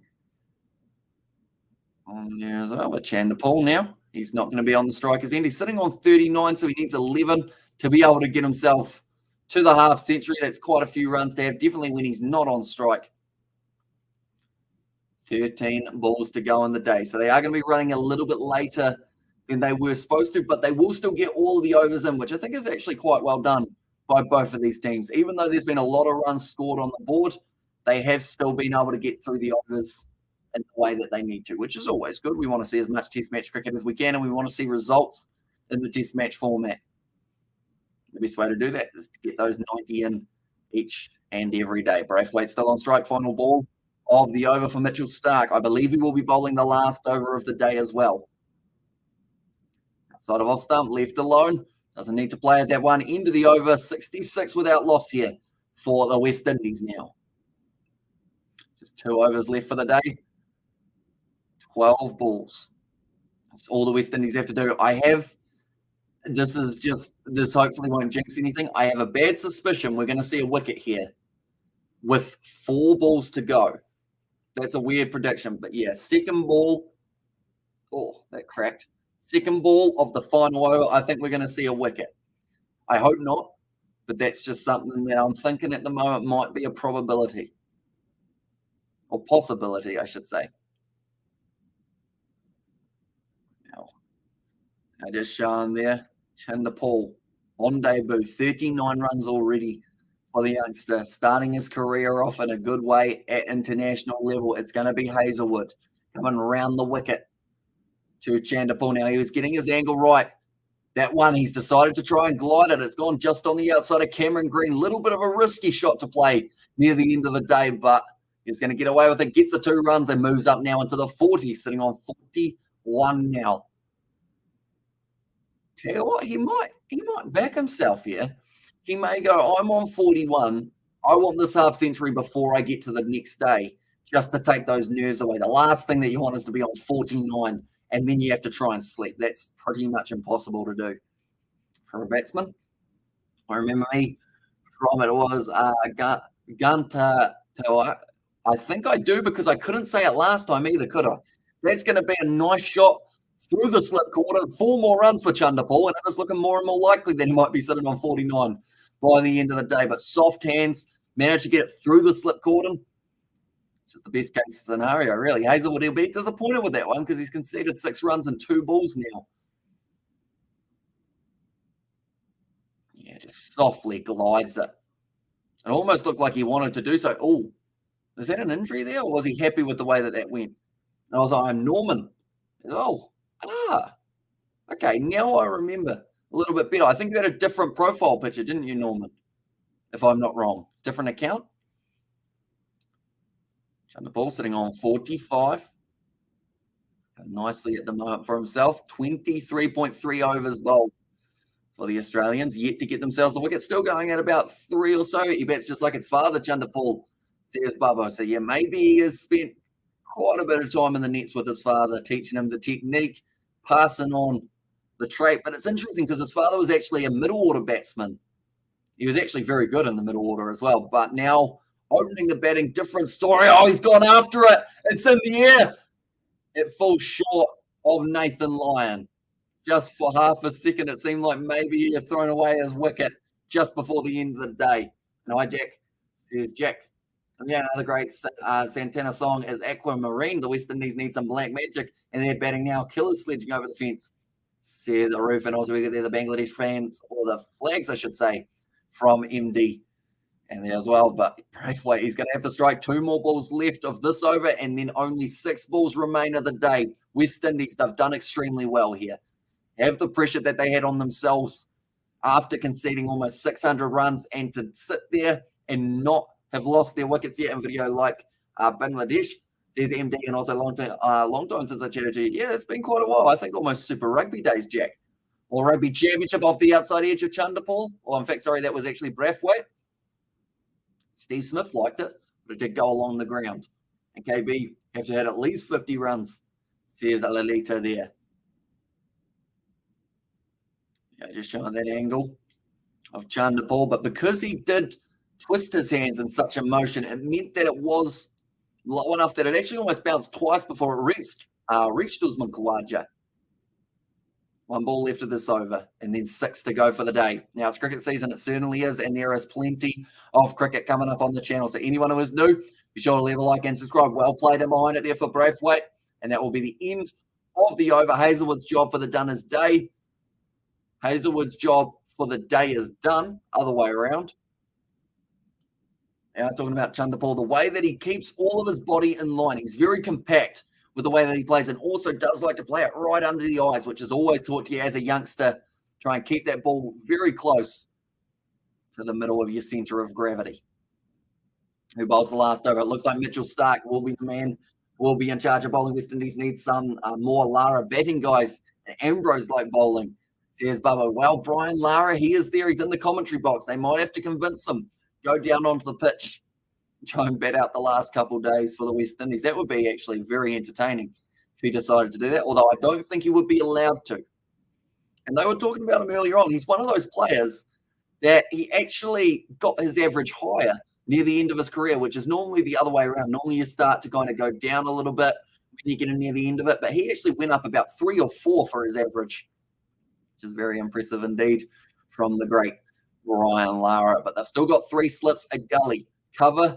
They've got mid-on, mid-wicket, and the man at deep fine leg. And I believe there would also be man deep square leg, and then maybe one other might be out there on the deep mid-wicket. Short ball, no, it wasn't a short one. Instead, Mitchell Starc decided to pitch it up on the stumps just to test out that Chanderpaul defence, but he's sitting on 46 off 70. A boundary here will get him to his half century before the day is done. If he doesn't get it there, he'll probably be a bit disappointed, but also at the end of the day, he's still got tomorrow to be able to get those early runs on the board. Anyone who is new to the channel, though, be sure to hit that subscribe button. We're going to be back straight after this video, or after this live stream. We have actually got England versus Pakistan, the final session of that day. We will be covering on the channel as well. So if you are new, be sure to hit that subscribe button. We're going to be back for more of the West Indies versus Australia. It's going to go down the leg side and be left alone. Now, I believe it's the next ball. The 4th, wait, did I say it would be the 4th last ball or the 4th ball? Either way, I said that there might be a wicket in the last over. So we'll go with this next ball. It's the one we're calling. I hope it's not. I really hope I am wrong, but just never know. So the game between England and Pakistan, they are just about to have the tea break, I believe, which will be 20 minutes. And then that is when we are coming into the commentary for the last session. Windies, great start, says Tony. They've had a very good start to their batting lineup here, but they need to make sure they're both there at the end of the day. Stark with the short ball, ducks under it there. Chanderpaul not willing to take on that pull shot. Feel like that might be a little bit of the influence of Braithwaite at the other end, saying, look, they're trying to give you some short stuff. See if you want to play the pull shot. They've got cover out there to be able to handle it. So do not get lured into the tricks and the tactics of the Australian bowlers.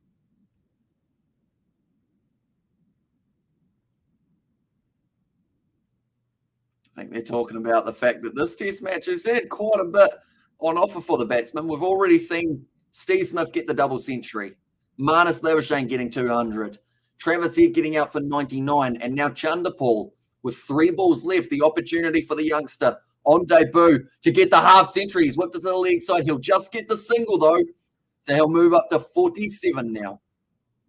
Braithwaite going to be on strike for the last 2 deliveries of the game now, or the last 2 deliveries of the day, I should say. 6 has just been hit by Brooke in the game between England and Pakistan as well.